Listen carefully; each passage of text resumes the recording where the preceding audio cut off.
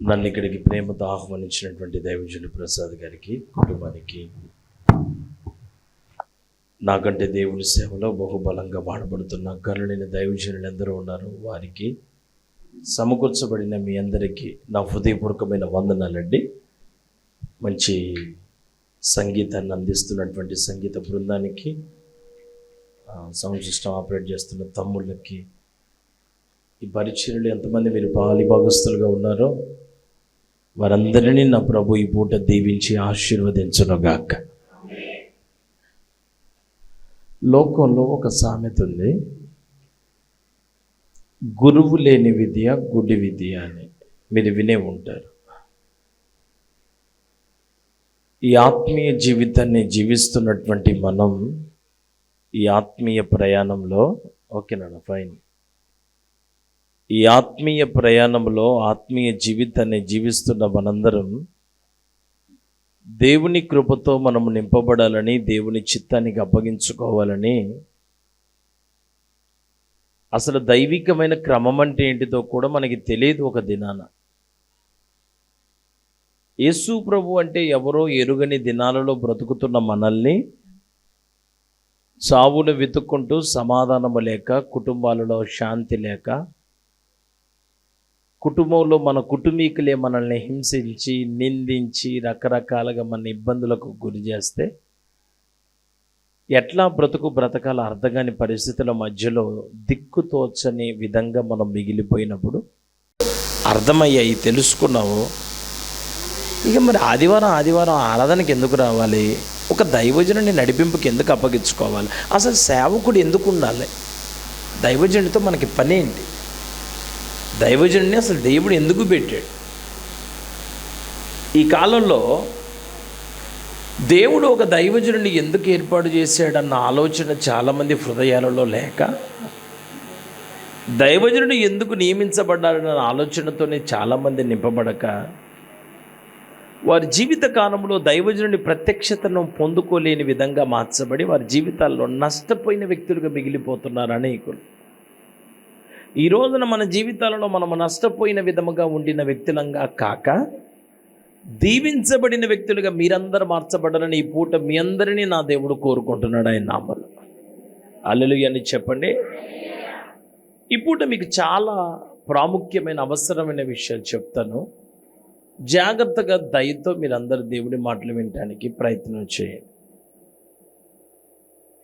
అది ఇశ్రాయేలు ప్రజలు ఐగుప్తులో మగ్గిపోతున్నటువంటి కాలం. బానిసత్వపు చెర నుండి వారిని విడిపించటానికి ఎవరు రాలేకపోయారు. కళ్ళ ముందే కట్టుకున్న భర్తని వెట్టి చాకిరీ చేపిస్తాడు. వెట్టి చాకరీ అంటే మొయ్యలేనంత బరువులు మోపిస్తాడు, వాళ్ళకి మించిన బరువు. ఏ భార్య ముందు భర్తని హింసిస్తుంటే ఏ భార్యకు కోపం రాకుండా ఉంటుంది? మీరు చెప్పండి. మీ భర్తని ఎవరైనా ఇబ్బంది పెడుతుంటే మీకు హ్యాపీయేనా? ఒక మాట అంటేనే మనం ఊరుకోం, మా ఆయన్ని మీరేందనేదని. అట్లాంటిది ఒక భర్తని హింసించి రకరకాల బరువులు మోపి ఇబ్బందికి గురి చేస్తుంటే ఏ భార్యకు కోపం రాకుండా ఉంటుంది? కానీ విషయం ఏంటిదంటే, కోపం వచ్చి బాధ కలిగి, ఏమయ్యా ఫరో, ఏంది మా భర్తల్ని వీటి చేస్తున్నామని చెప్పి అందరు తిరగబడ్డారే అనుకో, వాడు నిమిషం చంపేస్తాడు. ఒక్కసారి చంపడవాడు, ప్రతి నిమిషం చంపుతాడు. ప్రతి నిమిషం చచ్చే సావు వీళ్ళు సావలేక ఏం చేయాలి అర్థం కాక, ఆ ప్రతి నిమిషం చచ్చే సావు కంటే ఎవడి తలరాత ఎట్టుందో, ఎవడి బతికి ఎట్టుందో, ఇంకా చేసేది ఏమి లేదో కర్మ అనుకొని మొండికి బడి బతుకుతున్నారు అందరు. కళ్ళ ముందే నిండు చూలాలని కూడా చూడకుండా గర్భిణీ స్త్రీగా ఉండి ప్రసవ నొప్పులతో బాధపడతా, అయ్యా ఈ నొప్పులు నేను తట్టుకోలేకపోతున్నాను, నా వల్ల కావట్లేదని చెప్పినప్పుడు నొప్పులతో బాధపడుతున్నటువంటి ఆ స్త్రీని తీసుకొని వెళ్ళి భర్త ముందే, పిల్లల ముందే, కన్న పిల్లల ముందే నడి ఎండకి నిలవబెట్టి మట్టి పిసికిస్తాడు, మట్టి తొక్కిస్తాడు. ఆమెమో నొప్పులతో తాళలేక, వల్లగాక, వీలు పడక, అడుగులు తడబడి నిలువలేక, ప్రసవ వేదన అంటే ఒక చిన్న మరణం కదా, చచ్చి బతకాల. దేవుడు పెట్టిన శాపం అది, ఇక తప్పదు. ప్రతి స్త్రీకి. ఇప్పుడు చాలా మంది ఏం చేస్తున్నారంటే ఇక ఫ్రీ డెలివరీలతో పని లేకుండా కత్తులు పెట్టి కోపించుకుంటారు. డాక్టర్లకు కూడా తేలిగ్గా ఉంటుందని చెప్పి. ఇక అది మాత్రం ఇక జీవితాంతం ఇంకా మనిషి ఓటికుండా అనుకోండి. ఇక మీకు తెలియని ఏమి కావన్నీ. ఆ కాలంలో ఎంతమందిని కన్నా అందరినీ సుఖంగానే కన్నారు. అందరూ కూడా ఎవరికి ఆపరేషన్ల మాట హాస్పిటల్ వెంబడి పోయినది ఏం లేదు. మంత్రసానులు వచ్చేవాళ్ళు, వీళ్ళు కనేవాళ్ళు, అయిపోయాయి.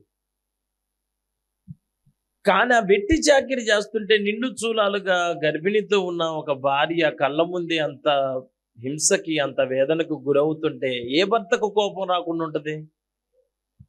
ఒక భర్త ముందు ఒక భార్యని ఇబ్బందికరంగా ఎవడన్నా ప్రవర్తిస్తే భర్త ఊరుకుంటాడా? ప్రేమ కలిగిన ఏ భర్తకైనా సహించే మనసు ఉంటుందా?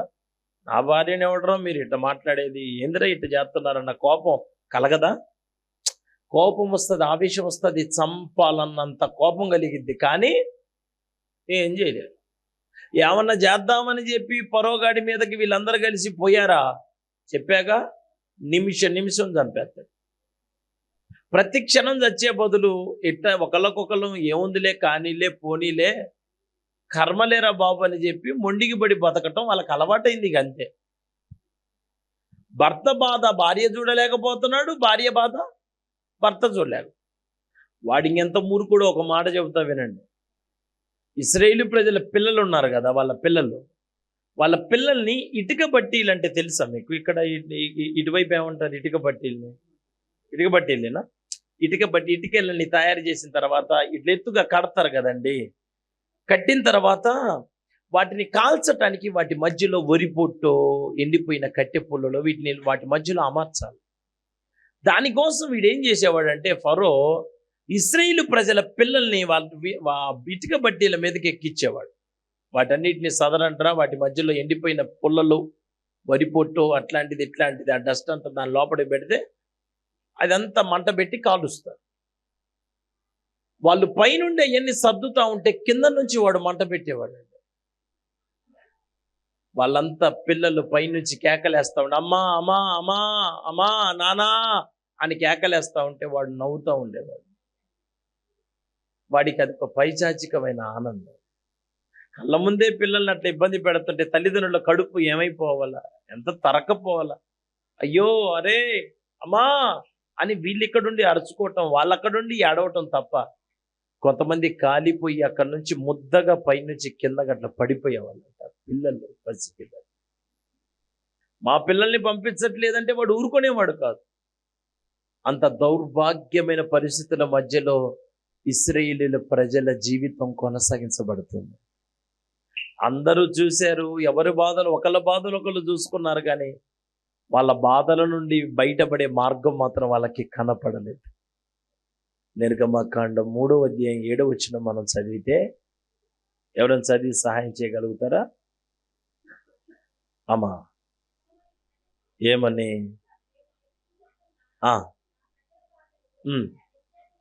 చూచాను.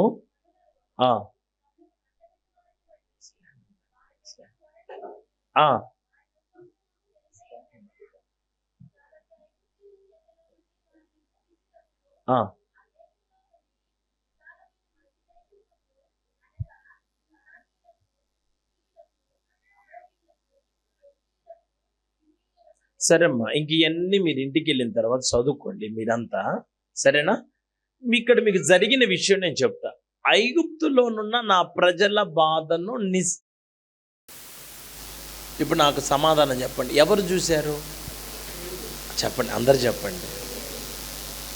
దేవుడు చూశారు. వారు పెట్టిన మొరను విన్నదెవరు? చెప్పండి, అందరు చెప్పండి. వారి దుఃఖములు తెరిసై ఉన్నవి. వారి దుఃఖములు తెలుసుకున్నది ఎవరు? నేను మళ్ళీ అడుగుతున్నాను, మీరు జాగ్రత్తగా వినండి, మీకు అర్థమవుతుంది. నేను మీకేం అర్థం కాని భాషలో చెప్పను. అర్థం కాకపోతే నన్ను అడగండి. నేనేదో కేకలేసిపోతే పని జరగదు. మీకు ప్రతి మాట మీకు తెలియాలి. మనం విషయం తెలుసుకుంటే మంచిగా ఉంటాం. ఇంత భక్తి బతికి ఇంత భక్తి చేసి మళ్ళా మనము దేవుని సన్నిధికి వచ్చి శాపాన్ని అనుభవించడం ఎందుకు? అది చేసేది ఏదో క్రమంగా చేసుకుంటే, మంచిగా చేసుకుంటే మనకి మేలు కదా. అవునంటారా కాదంటారా? హల్లెలూయానండి. ప్రజల బాధను చూసింది ఎవరు? వాళ్ళ పెట్టిన మొరను విన్నదెవరు? వాళ్ళ దుఃఖములు తెలుసుకున్నది ఎవరు? చూశాడు, విన్నాడు, తెలుసుకున్నాడు అనండి.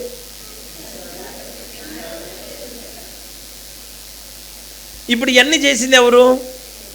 దేవుడు చూసినప్పుడు, దేవుడే విన్నప్పుడు, దేవుడే వాళ్ళ బాధలను తెలుసుకున్నప్పుడు, దేవుడే విడిపించచ్చా లేదా?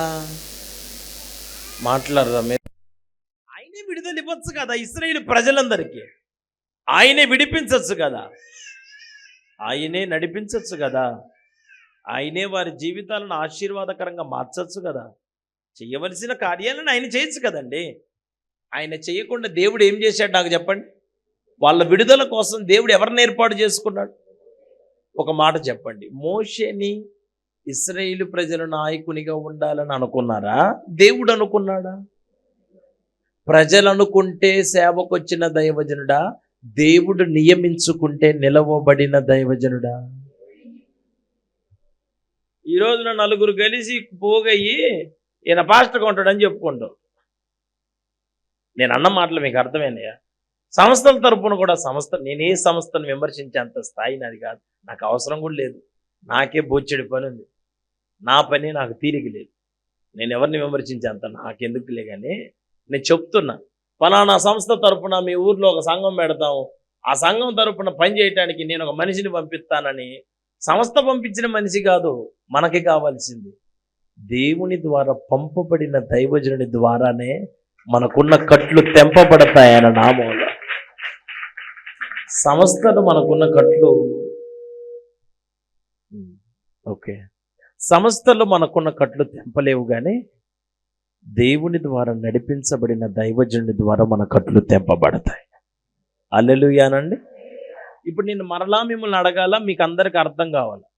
మీరంతా ఇది శాస్త్రం చెప్పినట్టు, కథ చెప్పినట్టు, అట్నే దేవుడు ఇచ్చినట్టు ఇట్లా శాతపడి చేసిన వాళ్ళు చూసినట్టు చూడొద్దు. నాకెళ్ళి శాతపడి చేసిన వాళ్ళు కూడా నా దగ్గర ప్రార్థన చేయించుకోవడానికి వచ్చినప్పుడు అట్నే చూస్తుంటారు. ఏం మాట్లాడు, నీకేమైందంటే ఎప్పటి నుంచి ఏం చెప్పరు వాళ్ళు. ఇక మౌనంగా ఇట్లా నిమ్మల్లంగా కూర్చొని నన్ను చూస్తూ ఉంటారు. మీరు అట్లా చెయ్యొద్దు. మీరు మాట్లాడుతుంటే మీకు అర్థమైంది, ఓకేనా? మీకు ఖచ్చితంగా దేవుడి మీతో మాట్లాడుతున్నప్పుడు ఖచ్చితంగా దానికి ప్రతిస్పందన ఉండాలి. అందుకోసం జాగ్రత్తగా వినండి ప్రతి మాట. మీకు అర్థమయ్యే భాషలో. నా మాట మీకు ఏమైనా యాసగా అట్లా ఇబ్బందిగా అట్లా ఏమైనా ఉందా? నా భద్రాచలం అడవుల నుంచి వచ్చిన నిన్న ఎట్లా బయటపడ్డాలే, కనుక మీకు ఇబ్బందికరంగా ఏమి ఉండదు. మీకు ఏమన్నా ముగించాలన్నప్పుడు ఇట్లా చేయొద్దండి, నేను వెంటనే మైకు తీసి పక్కన పడేస్తా. మీకు మాత్రం ఇబ్బంది నేను కలగజేయను, కానీ విన్న 4 ముక్కలైనా మీ కడుపులోకి పోతే నాకు మంచిది. హల్లెలూయానండి. ఇప్పుడు నేను ఏమంటున్నానంటే, ఇశ్రాయేలు ప్రజలందరూ గుమ్ముగూడి అందరు కలిసి మాయ్ నువ్వు నువ్వు నువ్వు నువ్వు బాయ్ నువ్వు కూడా అందరం కలిసి మన పిల్లగాడిని పెట్టుకుందాం మోసేని, మన పిల్లగాడు మనకుండి నిలబడతాడు, మన పిల్లగాడు మనకుండి సేవ చేస్తాడయా, మోసే మా పిల్లగాడే అని చెప్పి మోసే తల్లి యోకేబేదు నిలబెట్టిందా? యోసే తల్లి యోకేబేదు నిలవబడితే నిలవబడిన దైవజనుడా? దేవుడు నిలవబడితే నిలవబడిన దైవజనుడా? ఎప్పుడైనా ఒకటి గుర్తుపెట్టుకోండి, ఈ సేవ అనేది ఇక్కడ చాలామంది దైవజనులు, నేను ఎవరిని విమర్శించను, దైవజనులు ఇంతమంది ఉన్నారు. పొట్ట పోషణ కోసం వచ్చిన దైవజనుల కంటే ప్రజలను బ్రతికించటానికి వచ్చిన దైవజనుడే దేవుని ద్వారా ఏర్పాటు చేయబడిన దైవజనుడు. నేను అన్నమాట అర్థమైందా మీ అందరికీ? మేము బతకాలనుకుంటే మా అందరికీ కాళ్ళు చేతులు బాగానే ఉన్నాయి. ఎవరికి పోలియో వాళ్ళు ఎవరు లేరు ఇక్కడ. చెప్తున్నాలే, ఎవరు లేరు, మేమందరం బాగానే ఉన్నాం. మామూలుగా ఒక చెనక్కాయలు అమ్ముకుంటే డబ్బులు రావా? ఏంది అడుగుతున్నారు? చెనక్కాయలు ఇయ్య ఇంక మీకు అరిసెన్న చూపెట్టాలా? మరి మీకు అర్థం కావట్లేదా? సమస్య ఎట్లుంది? పనికి వస్తానా? కాదండి, ఒక బతకాలనుకుంటే చాలా మార్గాలు ఉన్నాయి. మేము బతకడానికి రాలేదు, ప్రజల్ని బ్రతికించటం కోసం దేవుడు మమ్మల్ని నడిపించుకున్నాడు. ఈ సేవ కోసం ఇక్కడ ఎంతోమంది ఉద్యోగాలు విడిచిపెట్టుకొని వచ్చిన వాళ్ళు నాకు తెలుసా. ఆస్తుల్ని తృణప్రాయంగా ఎంచిన వాళ్ళు ఉన్నారు తెలుసా మీకు? వాళ్ళ బంధువులకి, రక్త సంబంధికులు ఇక్కడ ఉన్న చాలా మంది కంటి అయిపోయారు తెలుసా సేవకు రాబట్టి. ఏది నువ్వు పాస్టర్ అయినవా, పాస్టరా అని మాట్లాడారు మా బంధువులు మమ్మల్ని పట్టుకొని. మీకు తెలుసా? దీంట్లోకి వస్తే మేమేదో పొందుకుంటామని రాలేదు. ప్రజలు ఒక ఒద్దికగా బ్రతుకుతారని దేవుడు మమ్మల్ని ఈ సేవకు నడిపించుకున్నాడు ఆయన నామంలో. హల్లెలూయా అని చెప్పండి. ఇప్పుడు మోషేకి ఏమన్నా కరువు ఉందా? మోషేకి ఏమన్నా సమస్య ఉందా? మోషే ఎక్కడ బతుకుతున్నాడు? అంతఃపురం అనండి. రాజభోగం అనుభవిస్తున్నాడు కదా. ఏ కొరత, ఏ చీకు, ఏ చింత లేని జీవితం ఎవరిది? ఈ సేవకు రానంత వరకు వీళ్ళు కూడా దర్జాగా బతికుంటారు. కమ్మగా టైంకి భోంచేసి, టైంకి నిద్రపోయి, బంధువుల ఫంక్షన్ అంటే టైంకి పోయి టైంకి వచ్చి ఏదో వాళ్ళ పనులు వాళ్ళు చేసుకొని హాయిగా రోజులు గడిచినాయి. ఎప్పుడైతే సేవకు వస్తారో అప్పుడే మొదలవుతాయి నిందలు, అవమానాలు, ఒంటరితనం. ఒక దైవజనుడు, దైవ సేవకులు సేవకు వచ్చేసరికి తన గుండె అనేక మాటలతో కోతకు గురై ఉంటుంది తెలుసా మీకు? తెల్లగుడ్డలు వేసుకున్నంత సౌమ్యంగా, అంత స్వేచ్ఛగా, అంత సంతోషంగా దైవజనుని జీవితం హృదయాంతరంగంలో ఉండదు. ఇద్దరు పిల్లల్ని గని పెంచి పెద్ద చేయడానికి మీరే నాకు చెప్పే మాట, అయ్యగానండి అబ్బాయి తలప్రాణం తోకొచ్చేస్తుందండి అంటున్నారు. ఇద్దరికి తలపానం తోక దాకొస్తే మరి ఎంతమందిని నడిపించడానికి మీ అయ్యగారి పానం ఏ తోకలోకి పోయింది? ఆలోచన చేయండి మీరే. మీ పిల్లలన్నా ఒక దెబ్బ ఎత్తే కూర్చుంటారు, రే కూర్చోరా అంటారా? మీ పిల్లలు అంటారా? ఊరకి ఏంద్ర గోల్ చేస్తున్నావు, గోల పెట్టి కూర్చో. అవసరమైతే ఇది ఇట్లా పట్టుకొని గుద్దుతారు అండి. బట్టు మీ కోపం వచ్చినప్పుడు వాడిని నెట్ట కొడతారు, మీకే తెలియదు. నేను ఒక మాట అంట, మీ పిల్లలు కాబట్టి మిమ్మల్ని మీరు ఎన్ని దెబ్బలు కొట్టినా సాయంత్రానికెల్లా మళ్ళీ వాడు వచ్చి నీ ఒళ్ళో కూర్చుంటాడు. అంతేనా కాదా? ఎందుకంటే నీ పిల్లగాడు కాబట్టి. ఇది ఒక ఆత్మ సంబంధమైన కుటుంబం. ఈ కుటుంబాన్ని నడిపించటానికి కుటుంబ పెద్దగా దేవుడు ఒక దైవజనుడిని పెట్టుకుంటాడు. ఈ దైవజనుడు మిమ్మల్ని అందరినీ తన కుటుంబంగా భావించటం కోసం తన కుటుంబాన్ని పక్కన పెట్టి, తన బంధువుల్ని పక్కన పెట్టి, తన రక్త సంబంధికుల్ని పక్కన పెట్టి, దేవుని ప్రజలే నా ప్రజలు, దేవుని బిడ్డలే నా బిడ్డలు, వాళ్ళ కష్టాలే నా కష్టాలు. మీ ఇంట్లో బాధ కలిగితే మీకంటే ఎక్కువగా బాధపడేవాడు ఎవడన్నా భూమి మీద ఉన్నాడంటే వాడు దైవజనుడు. నేను అన్నమాట మీకు అర్థమైందా? మీకు బాధలు కలిగితే మీ బంధువులు మీతో ఏమంటారు? అయ్యి బాబోయ్ అలాగ అయిపోయిందా, అయ్యయ్యో అని మీ ముందు అంటారు. అవతల మీద వాటికి అంతే ఉండాలే, దేవుడు కూడా బాగా తగిన చేతి చేశాడు, ఎవరి బుద్ధిని బట్టి వాళ్ళకి దేవుడే చేస్తుంటాడు అలాగా అలాగా ఇలాగా ఎన్నో మాట్లాడుతూ ఉంటారు. అది బంధువులలో ఉన్న నైజం. కానీ ఒక దైవజనుడికి ఒక విషయం తెలియగానే, నేనే నా అనుభవంలో ఒక మాట చెప్తా చూడండి. నా విశ్వాసం, నేను భోజనం చేస్తాను, నేను భోజనం చేసేది అంతంత మాత్రంగా తింటుంటే చాలామంది నా విశ్వాసం నాకు ఫోన్ చేసి, అయ్యా మా ఆయన గారు వచ్చారు, కొంచెం తాగొచ్చి నన్ను కొట్టారు, కొంచెం తల ఎంత పగిలింది, రక్తం అంతా కారుతుంది, హాస్పిటల్కి తీసుకొని వెళ్ళటానికి కూడా ఎవరు లేరయ్యా, మీరు మీటింగ్లలో ఉండుంటారు, నేను ఫోన్ చేయకూడదు, ధర్మం కాదు, కానీ చిన్న మాట ప్రార్థన చేయండి అయ్యా నా కోసం అని చెప్పి అంటే, నేను ఆ పూట భోజనానికి ఎక్కడో మీటింగుల దగ్గర ఉండి ముందే భోజనం చేస్తాను. ఆ భోజనానికి అప్పుడు వచ్చిన ఫోన్లు నాకు వచ్చినప్పుడు ఆ భోజనాన్ని పక్కకి నెట్టేసి మధ్యలో నేను ఎన్నోసార్లు చేతులు కడుక్కొని పైకి లేచలేదు. నేను తినలేదు, నాకు తినబుద్ధి కాలేదు. ఎందుకంటే ఒక నిజమైన దైవజనుడు, నిజమైన కాపరి తన గొర్రెల కొరకు ప్రాణం పెడతాడు. మీ అందరి కోసం ఒక దైవజనుడు అందరిని విడిచిపెట్టుకొని వస్తాడు ఈ సేవకు. అది మీకు తెలియదు.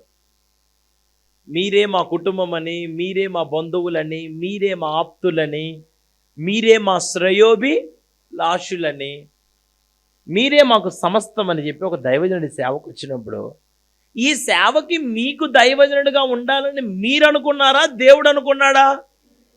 ప్రసాద్ అయ్య గారు మీకు అయ్యగారుగా ఉండాలని మీరు పోగేసుకున్నారా అయ్యగారిని మా ఊరు రండి, ఇక్కడ మీరు సేవ చేయండి, నెలకు అంతో ఇంతో మేము మీకు జీతంగా ఇచ్చేస్తాము, మీకు కొంచెం కుటుంబానికి కూడా జరుపుతాం, అంత బియ్యమో ఉప్పో పప్పో కారం అన్నీ మేము చూసుకుంటాము, ఇలాగ వచ్చేయండి అని చెప్పి మీరు అన్నారా? ఏంటి మీరు అలా చూస్తారా అన్నారేంటి? అట్లా పెట్టుకున్న ఒక కూలీ లాంటి పాస్టర్ గారా మీ పాస్టర్ అట్లాంటోడా? మీకు దాసుడా, దేవునికి దాసుడా? దేవుడు నిలవబడితే నిలవబడ్డాడా, మీరు నిలవబడితే నిలబడ్డాడా? అంతేనా? ఇప్పుడు ఒక దైవజనుడు ఎందుకు ఉండాలి అనే విషయం చెప్తున్నా మీకు. ఇంత బాధలో ఇంత వేదనలో ఉంటే మోషేని దేవుడు నిలబెట్టుకున్నాడు, అవును కదా? వాళ్ళ విడుదల కోసం, వాళ్ళ క్షేమం కోసం దేవుడు ఒక దినాన మోషేని పిలుస్తాడు. మోషే అనగానే ఏంటి ప్రభువా? మోషే ప్రజలు బాధలో ఉన్నారా? అవునా తండ్రి. అరే వాళ్ళు వేదనలో ఉన్నారా? అవును ప్రభువా. అరే వాళ్ళ దుఃఖాలు నాకు తెలిసినప్పుడు నాకు చాలా బాధ కలిగిందా? అయితే నాకెందుకయ్యా ఇవన్నీ చెప్పేది, నన్నేం చేయమంటావు? వాళ్ళ దుఃఖం తుడిచివేయబడాలి అంటే నీవు వారితో కలిసి శ్రమలు అనుభవించాలి. సేవకి దేవుడు సుఖపడటానికి తీసుకురాడు తెలుసా? సేవలో భయంకరమైన నిందలు వస్తాయి. సేవకుల కుటుంబీకులే శత్రువులు అవుతారు. తెలుసో తెలియదో మరి మీకు. మీ ప్రాంతాల్లో మీ దైవజనుల కుటుంబాలన్నీ బాగుండుంటాయి, కానీ దైవజనుడి కుటుంబంలోనే భయంకరమైన శోధనలు సాతానుగాడు తీసుకొని వస్తాయి. సొంతం వాడు, నా వాడు అన్నవాడే వ్యతిరేకమై కూర్చుంటాడు సేవకునికి. నిజంగా చెప్తున్నా, నేను యథార్థంగా ఎన్నో సంఘాలు తిరిగి ఈ మాట చెబుతున్నా మీకు. ఒక దైవజనుడికి కుటుంబం శత్రువు అయిపోయినా, ఎవరు ఎన్ని మాటలు మాట్లాడుకుంటున్నా, ఎవరు ఎట్లా ప్రవర్తిస్తున్నా, అమ్మో వాళ్ళందరూ ఇట్లా అంటున్నారని చెప్పి దైవజనుడు నేను ఇవన్నీ ఎందుకు పడాలా, నాకెందుకు, నాకు ఒక ముద్ద అన్నం ఉంది, ఉండటానికి ఒక ఇల్లు ఉంది, నా జీవితం నేను బతకచ్చు, ఇంత రిస్క్ నేను చేయలేను, నేను దైవజనుడు అనుకోడు. ఎన్ని నిందలు వచ్చినా ఆ ప్రజల కోసం ఆ గ్రామాన్ని విడిచిపెట్టకుండా ప్రాణమున్నంత వరకు కొనసాగించబడేవాడే దైవజనుడు అంటే. ఇప్పుడు దేవుడు నిలవబెట్టుకున్నాడని దేవుడు పిలిస్తే వచ్చాడు మోషే. సుఖాన్ని విడిచిపెట్టి, సౌఖ్యాన్ని విడిచిపెట్టి, అంతఃపురాలు విడిచిపెట్టి అంటే మోషే అడుగుతాడయ్యా, మరి పట్టు పరుపులు, పట్టు పాన్పులు విడిచిపెట్టి నేను సేవకొత్తా, మరి ఇంతకంటే మెత్తటి పరుపులు కొనిత్తవా? ఎంతటికంటే మెత్తటి పరుపులు ఇత్తవయ్యా నాకు సేవలో, అన్నిటిని విడిచిపెట్టి వచ్చా కదా అని చెప్పి మోషే అడిగితే దేవుడు చెప్పిన మాట, ఇంతటికంటే మెత్తటి పరుపు కాదు, అసలు నువ్వు సేవకు వచ్చినాక పరుపే ఉండదు నాన్న, అందరు పరుపుల మీద పడుకుంటారు, నువ్వు కటిక నేల మీద పడుకోవాలి, ఎర్రటి నేలలో నడవాలి, ప్రజలు బ్రతకాలంటే నువ్వు చచ్చిపోవాలి, ప్రజలు క్షేమముగా ఉండాలంటే నువ్వు నలగొట్టబడాలి, వాళ్ళ సంతోషం కోసం నువ్వు త్యాగం చేయాలి.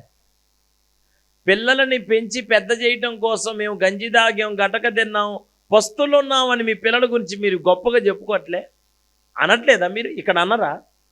ఏంటి దాన్ని చూస్తారు నాకెళ్ళి అనరా? అమ్మ అరే ఎంత కష్టపడి నిన్ను పెంచి పెద్ద చేశాను అనరా?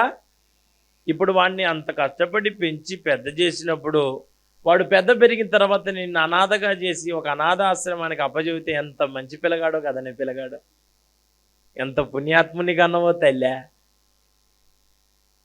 అమ్మా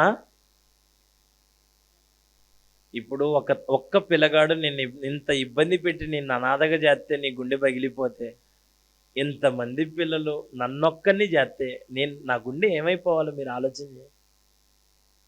నా బంధువుల పెళ్ళి అని చెప్పి, నా ఇంటి కార్యక్రమాలని చెప్పి, నా సొంత పనుల కోసం నేను ఎప్పుడైనా ఆదివారం ఆరాధన మానేసి పాస్టర్ గారు ఏ పూటైనా ఏ రోజైనా సంఘంలో ఆరాధన పెట్టకుండా ఆయన సొంత పనుల మీద, పెళ్ళిళ్ళ మీద, పేరంటాల మీద, పని మీద తిరిగిన పాస్టర్ని మీరు భూమి మీద ఎప్పుడైనా చూశారు? అసలు వేరే వాళ్ళ సంగతి వద్దు, మీ అయ్యగారు ఎప్పుడన్నా అట్ట చేశాడా? ఒక ఆదివారం నాడు అమ్మ ఈ రోజున ఆదివారం ఆరాధన లేదు, ఎందుకంటే మా బంధువుల పెళ్ళి ఉంది, నేను వెళ్ళొచ్చేస్తాను, మీరు ఈ రోజున చర్చిలోకి వెళ్ళి ప్రేయర్ చేసుకుని వెళ్ళిపోండి అని చెప్పాడా? అంటే ఆదివారాలు ప్రోగ్రాంలు ఏమి రాలేదు ఆయనకి? ఆదివారాలు పనులు ఏమి లేవా? నేను ఒక మాట చెప్పనా, మా బంధువులు పెళ్ళిళ్ళకి కానీ సావులకు కానీ పిలవటం మానేశారు. ఎందుకంటే పిలిచినా మేము రామని వాళ్ళకు కూడా తెలిసింది. వాళ్ళకి మాకంటే ఎక్కువగా మందే వాళ్ళకి ముఖ్యమని మా మీద నిందేశారు. అది నిందని వాళ్ళు అనుకున్నారు, కానీ అదే నిజం. మా బంధువులందరికంటే మాకు నిజంగా ఎక్కువ మాకు సంఘమే. మీకెవరికైనా బాధ లేదంటే, బాగలేదంటే మేము తట్టుకోలే. మా బంధువులకి చాలా మందికి బాగలేదని చెప్పినా మేము పెద్దగా పట్టించుకోం, సరేలే అని చిన్న మాట ప్రార్థన చేస్తాం. మిమ్మల్ని ఆత్మీయంగా కన్న కడుపు కదా మాది. మీరు రక్షించబడటం కోసం, లౌకికమైన కట్ల నుంచి, అపవాది గారి చెర నుంచి మీరు విడుదల పొందటం కోసం దేవుడు మమ్మల్ని మీ కొరకు నియమించుకున్నాడు కదా. అందుకోసం మా ప్రాణం మీరు విలవిలలాడిపోతుంటే ఊరుకోదు. మీ క్షేమమే దైవజనుడి ఆనందం, మీ విడుదలే దైవజనుని దర్శనం. దానికోసం ప్రయాసపడటానికి నియమించబడిన వాడే దేవుడు మీ కొరకు ఎన్నుకొనబడిన దైవజనుడు. హల్లెలూయా అని చెప్పండి అందరూ. సరే, మోషేని దేవుడు సేవకు పిలిచాడు, సేవకు ఎన్నుకున్నాడమ్మా. సేవకు ఎన్నుకున్నాడు, దేవుడు ఏర్పాటు చేసుకున్నాడు. సేవకు వచ్చాడు, రోజులు గడుస్తున్నాయి. ఒక దినాన జరిగిన సంగతి, ఎప్పుడైతే మోషే వచ్చాడో ఫరో అసలు నేను ససేమిరా పంపనంటే పంపనన్నోడిని కూడా దేవుడు మోషే వారి విడుదల కోసం నియమించుకునేసరికి, మోషే ద్వారా దేవుడు వారి మధ్యలో చేసిన కార్యాలను చూసేసరికి ఏముంది, రాజ్యం అంతా కప్పలే కప్పలే కప్పలు, బేక బేక బేక బేక అన్నారు. తొక్కితే పిల్లలు కనుక, పిల్లలకి చిన్న చిన్న పిల్లలకి బూట్లు వేస్తారు చూడండి, కీస్ కీస్ కీస్ కీస్ అని అడుగుతుంటారు తెలుసా. అట్ట రాజ్యంలో ఎవరు అడుగు పెట్టినా కీసుమంటే, ఎందుకంటే ఎక్కడ పెట్టినా కప్పలేనా. పరోగాడు అన్నాడు, ఓ నాయన అయ్యా మోసే ఇట్రా, నువ్వు ఇట్రా, దేశపో మీ వాళ్ళందరినీ ఇంకా నా దగ్గర వద్దు, పోండిరా నాయన మీకు దండం పెడతా. అట్లా 10 రకాల తెగుళ్ళను దేవుడు తన ప్రజల కోసం రప్పించి మోషే వారి పక్షాన నిలవబెట్టి ప్రజలందరినీ దేవుడు స్వతంత్రులుగా మార్చాడు ఆయన నామాల. ఇప్పటి వరకు వండింది తినేది లేదు, కన్న పిల్లలతో సంతోషంగా మెలిగేది లేదు, కట్టుకున్న భార్యతో సంతోషంగా ఉండేది లేదు. ఎందుకంటే నవ్వినా తప్పే, ఏడ్చినా తప్పే, ఏదైనా తప్పే ఫరోకి. ఇట్లాంటి బతికిన వారి జీవితాలలో దేవుడు స్వతంత్రోత్సవాలు, విజయోత్సవాలు, ఆనందోత్సవాలు దేవుడు వారి జీవితాలలో జరిగించడం ప్రారంభించాడు. ఇంత గొప్ప విడుదల వారు పొందిన తర్వాత రోజులు గడుస్తున్నాయి. రోజులు గడిచినాక ఒక దినాన ఇశ్రాయేలు ప్రజలందరూ కలిసి ఒక భయంకరమైన మాట మోషేతోనే, వాళ్ళ అన్న అహరోనుతోనే ప్రజలు ఒక మాట మాట్లాడతారు. సంఖ్యాకాండం 16వ అధ్యాయం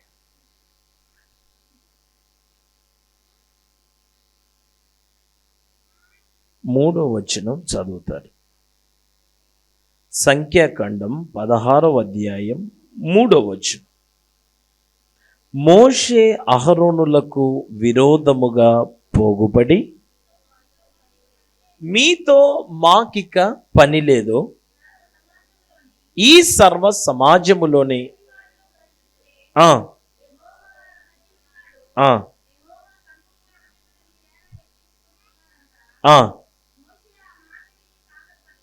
దేవునికి స్తోత్రం చెప్పండి అందరూ. కొంచెం బిగ్గరగా చెప్పాలి. జాగ్రత్తగా కొద్ది మాటలు మీరు దయతో వినటానికి కొంచెం మీ దృష్టిని నా మీద ఉంచి కొంచెం దేవుని మాటలు వినండి. ఒకప్పుడు బానిసత్వపు కట్లల్లో ఉన్నప్పుడు బంధువులు రక్షించలేదు, బలగం రక్షించలేదు, ఉద్యోగం రక్షించలేదు, వ్యాపారం ద్వారా వాళ్ళు పైకి వచ్చిన వాళ్ళు కారు, ఏవి వారి జీవితాలలో విడుదల కలగజేయలేదు. వీళ్ళందరి కోసం త్యాగం చేసినోడు ఎవరంటే మోషే. మోషే ఆ ప్రజలతో నడవటం కోసం దేవుడు మోషేని అరణ్యములో 40 సంవత్సరాలు నడిపించాడు వాళ్ళతో. ఎన్ని సంవత్సరాలు? నేను బెహరీన్ దేశం వాక్యం చెప్పడానికి వెళ్ళాను. వినండి, అందరూ వినండి.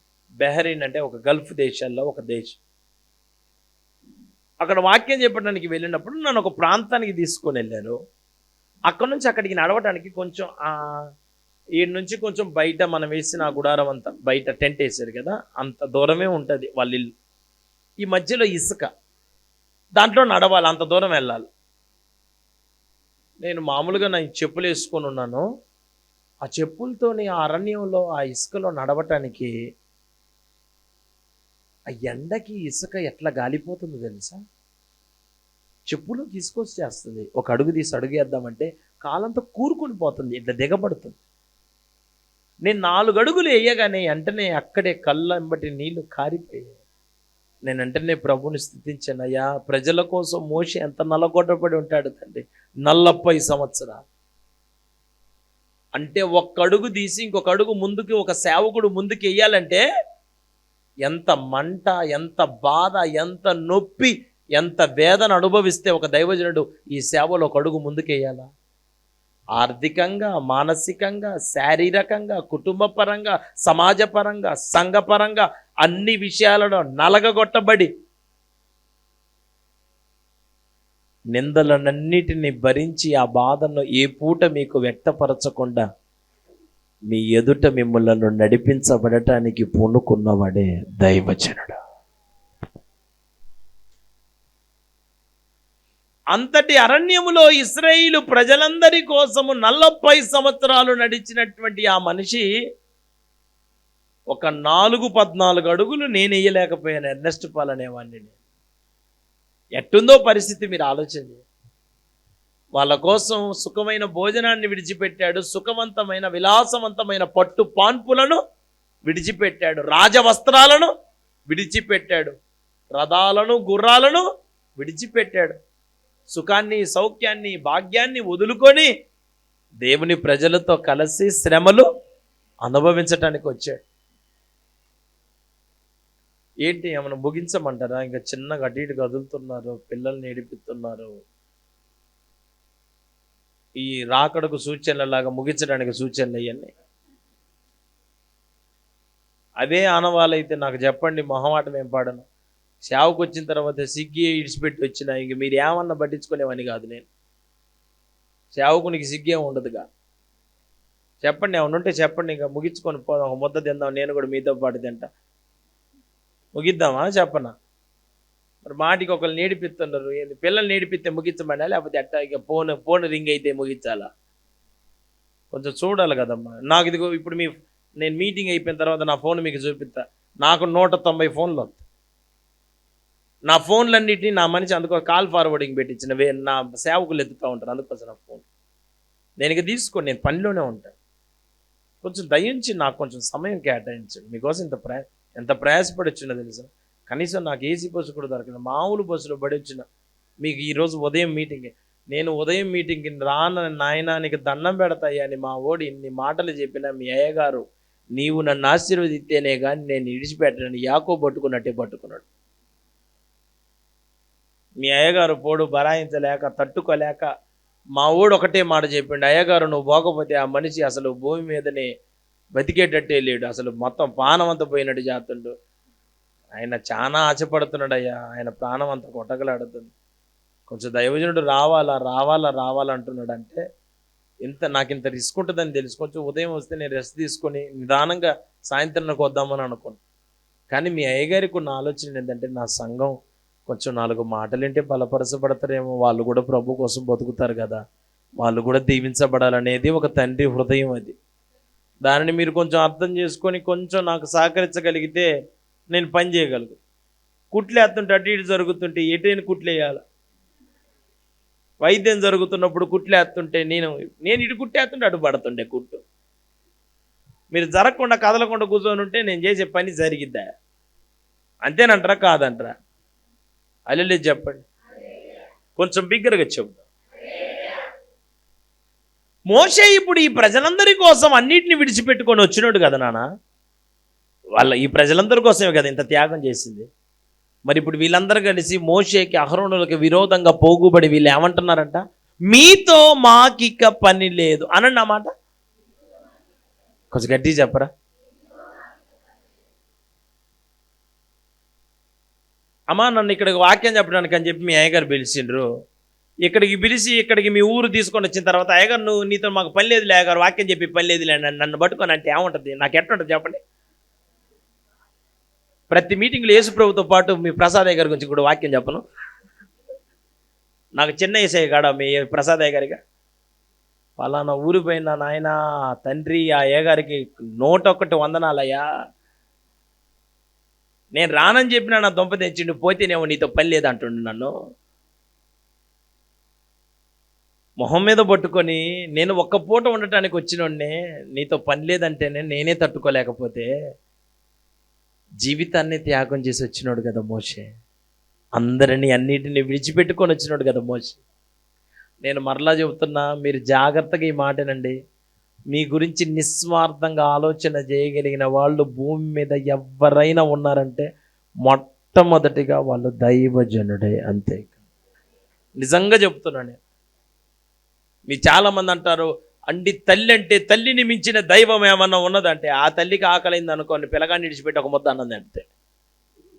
నేను అన్నమాట అర్థమైందా అర్థం కాలేదు.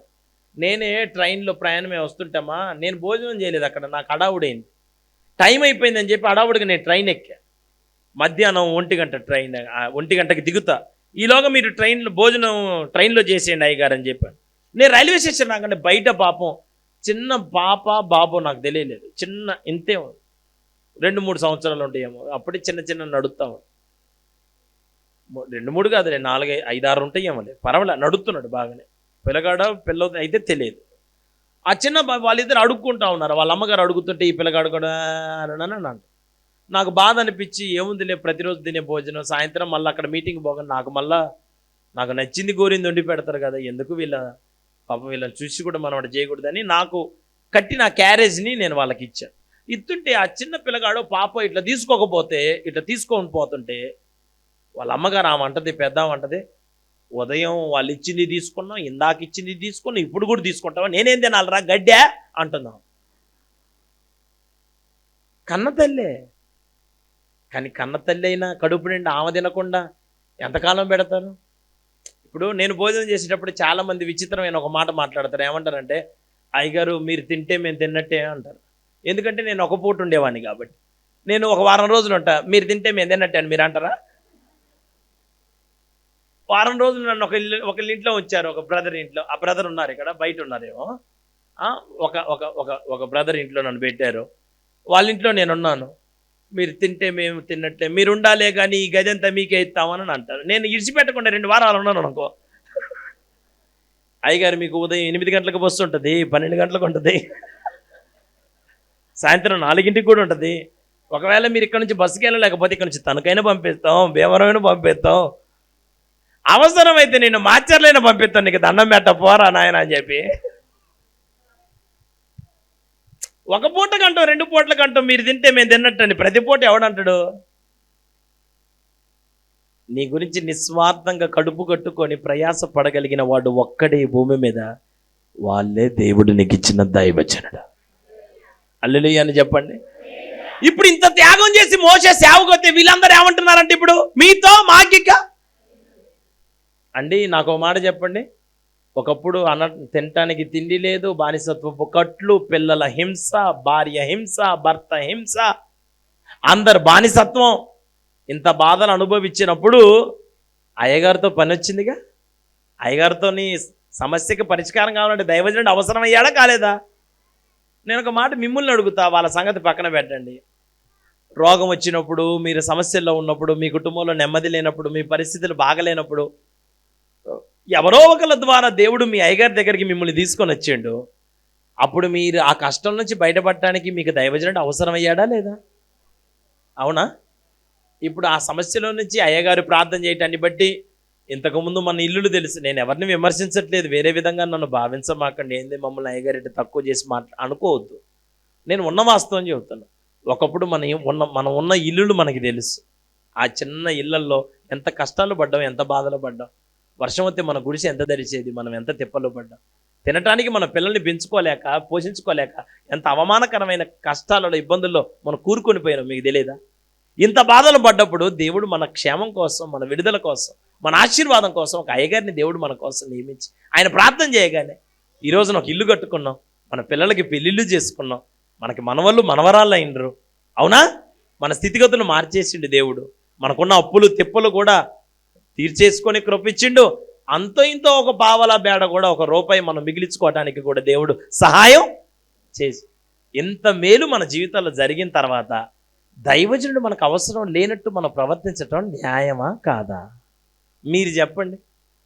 వాళ్ళ సంగతి వద్దు కానీ మీరు చెప్పండి అక్క, నాకు అందరూ న్యాయమా? మన క్షేమం కోసం, మన విడుదల కోసం, మనల్ని ఒక కుటుంబీకులు అనుకొని నీకు బాధ కలిగిందంటే నీ ఇంటికి 4 సార్లు వచ్చి నీ కోసం ప్రార్థన చేసి, నీ పిల్లలు నిన్ను ఇబ్బంది పెట్టిన అమ్మా ఏం పర్వాలేదు దిగులు పడ మాకు, నేను నీకు లేనా, నువ్వెందుకు ఉంగిపోయావు, నేను నీ కోసం ప్రార్థన చేయను అనుకున్నావా, నీ కుటుంబం కోసం నేను ప్రార్థన చేస్తే దేవుని గొప్ప విడుదల సంఘంతో కూడా చెబుదామని చెప్పి అందరినీ పోగేసి కలేసి ఆయన పస్తులుండి తిప్పళ్ళు పడి నీ కోసం ఇంత త్యాగం చేసినప్పుడు ఒక దైవజనుడిని సంఘం ఒంటరిగా చెయ్యటం న్యాయమేనా? నేను ఈ రోజున చాలా సంఘాలలో వినబడుతున్న చూస్తున్న కార్యాలను బట్టి చెబుతున్నా. మీకు ఇక్కడ మీ సంఘ పరిస్థితి ఎట్టుందో, మీ సంఘానికి సంఘ పెద్దలు ఎవరో, మీ సంఘానికి ఎప్పుడు ఆరాధనలు ఇవన్నీ నాకు మీ వ్యవహారాలు అయితే నాకు తెలియదు, మీ సంఘ పరిస్థితులు నాకు తెలియదు. దేవుడైతే నన్ను ఈ పూట మీతో మాట్లాడమని నన్ను ఇక్కడికి పంపించిండని నేను ఈ వర్తమానం మీకు చెబుతున్నా. కానీ మీ పరిస్థితులు ఏంది, అసలు మీ ఊరేంది, మీ ఊరు నేను ఎప్పుడు రాలా, మీ ఊర్లు దాటిపోయా. ఈ నరసాపురం, భీమవరం, పాలకొల్లు, ఈ చుట్టుపక్కల అన్నీ రావులపాలెం అన్నీ తిరిగి చుట్టుపక్కల చాలా ప్రాంతాలు వచ్చా. కానీ మీ ప్రాంతానికి, ఈ గ్రామానికి నేను మొట్టమొదటిసారి రావటం, నేను ఎప్పుడు రాలి. కానీ ప్రాంతాలు నాకు తెలియకపోయినా ప్రతి ఒక్కరి హృదయాంతరంగంలోని ఎరిగినోడు ఆయన గనక నేను ఎక్కడికి వెళ్ళినా నా ద్వారా మాట్లాడేది ఆయనే. కాబట్టి మీ ప్రతి పరిస్థితులకు తగ్గట్టుగానే దేవుడు మాట్లాడతానని నేను ఏ ప్రాంతానికి వెళ్ళినా ప్రజలు చెబుతూ ఉంటారు. అయ్యగారు అసలు మా పరిస్థితి ఎట్టుంది అదే చెప్పిన అయ్యగారు. నిన్న రాత్రి నేను వాక్యం చెబితే ఆ భద్రాచలం అడవుల్లో పేద పాస్టర్ గారు పెట్టిన మీటింగ్, అది చాలా అద్భుతంగా జరిగింది మీటింగ్. ఎంత అద్భుతమైన మీటింగ్ అంటే నైట్ అండి, వినండి మీరు, నైట్ వాక్యం విన్న తర్వాత ఒక 7 బాప్తిస్మానికి సిద్ధపడ్డారు. వాళ్ళు కోయ జాతికి సంబంధం, వాళ్ళకి అసలు సరిగ్గా తెలియదు, ఏమీ తెలియదు వాళ్ళకి సరిగ్గా గుడ్డ కట్టుకోవడం కూడా తెలియదు వాళ్ళకి. గోసి పెట్టుకొని ఏదేదో పైన బతుకుతున్నారు వాళ్ళు. సరిగ్గా ఆ పని ఈ పని చేసుకోవడం కూడా తెలియదు వాళ్ళకి. నాకు టైం అయితే నన్ను దింపండి, ఇబ్బంది ఏమి లేదు ఎవరైనా. కానీ అయ్యగారి బాధ ఏమో వాళ్ళు అల్లరి చేయకూడదని. కానీ నేను అట్లేమి నేను సరేలే, పిల్లలు కదా అని నేను మౌనంగా ఎట్లుంటా, మౌనం. అయ్యా తండ్రి, ఎంతమంది స్పెషలిస్టులు ఇక్కడ, ఎందరో మహానుభావులు, అందరికీ వందనాలు నాయన తండ్రి. హల్లెలూయా. ఈ కాపీలన్నీ మీయేనమ్మా? షాబా, హల్లెలూయా చెప్పండి కొంచెం బిగ్గరగా చెబుదాం. అమ్మ నేను అనే మాట కొంచెం ఈ పూట మీరందరూ దయతో అర్థం చేసుకోండి. మనకు ఒక దినాన అన్నం దొరకనప్పుడు ఎవరన్నా మన జీవితంలో మనకు ఒక ముద్ద అన్నం పెడితే, 1 రూపాయి సహాయం చేస్తే జీవితకాలం వాళ్ళని గుర్తుపెట్టుకుంటాం కదా. గుర్తుపెట్టుకోమా ఆన దినాన వీళ్ళు మనకి సహాయం చేశారని. మరి దేవుడు మనకి సహాయం చేయడానికి ఒక దైవజనుడిని మన కోసం నియమించినప్పుడు, ఆ దైవజనుడి ప్రార్థన ద్వారా మన కుటుంబాలు కట్టబడినప్పుడు, మన బంధువులు వచ్చారా మన కుటుంబాన్ని మార్చడానికి, మన రక్త సంబంధికులు వచ్చారా, మన కులం వచ్చిందా, ఆ రోజున ఏమి లేని వాళ్ళు ఈ రోజున మనల్ని దగ్గరకు వచ్చి మనల్ని ఎన్నెన్నో మాటలు మనం మాట్లాడితే, ఇప్పుడు అయ్యగారుని పరాయణ్ణి చేద్దామా, అయ్యగారుని ఒంటరిని చేద్దామా, దైవజనుడితో మాకు పని లేదని మనం మాట్లాడదామా? దైవజనుడు లేకుండా మన కుటుంబాలు పోషించబడతాయా? ఆయన లేకుండా మనకి విడుదల ఉందండి? దైవజనుడు లేకుండా మన కుటుంబాలు దీవెనకరంగా మార్చబడతాయా? అసలు మీకు ఒక దైవజనుడు ఉండాలని అనుకున్నది ఎవరు? మీరా, దేవుడా? ఆయన అనుకున్న దైవజనుడు మన గొంతులో ప్రాణం ఉన్నంత వరకు ఉండాలా లేదా? మరి ఆ దైవజనుడు మనకు ఉండాలి అంటే ఆయన చెప్పింది మనం వినాలా? ఆయన నడిపించినట్టు మనం నడవాలా? ఆయన చిత్తానుసారమైన వ్యక్తులంగా మనం మార్చబడాలా లేదా? కానీ మన జీవితంలో జరుగుతుంది ఏంటి మీరు నాకు చెప్పండి. వీళ్ళు ఏం చెప్తున్నారంట, గట్టెక్కనంత వరకు ఒక మాట, గట్టెక్కిన తర్వాత విడుదల పొందనంత వరకు ఒక మాట, విడుదల పొందినాక అవసరాలు తీరనంత వరకు ఒక మాట, తీరినాక విడుదల లేనంత వరకు ఏమో మా అయ్యగారు దేవుడు అంటివి, అబ్బో అసలు చెప్పడానికి ఈలే లేదు, అసలు యేసుప్రభు ఎవరో మాకు తెలియదు, కానీ మా అయ్యగారు యేసుప్రభు నువ్వే సాక్ష్యం చెబుతుంది.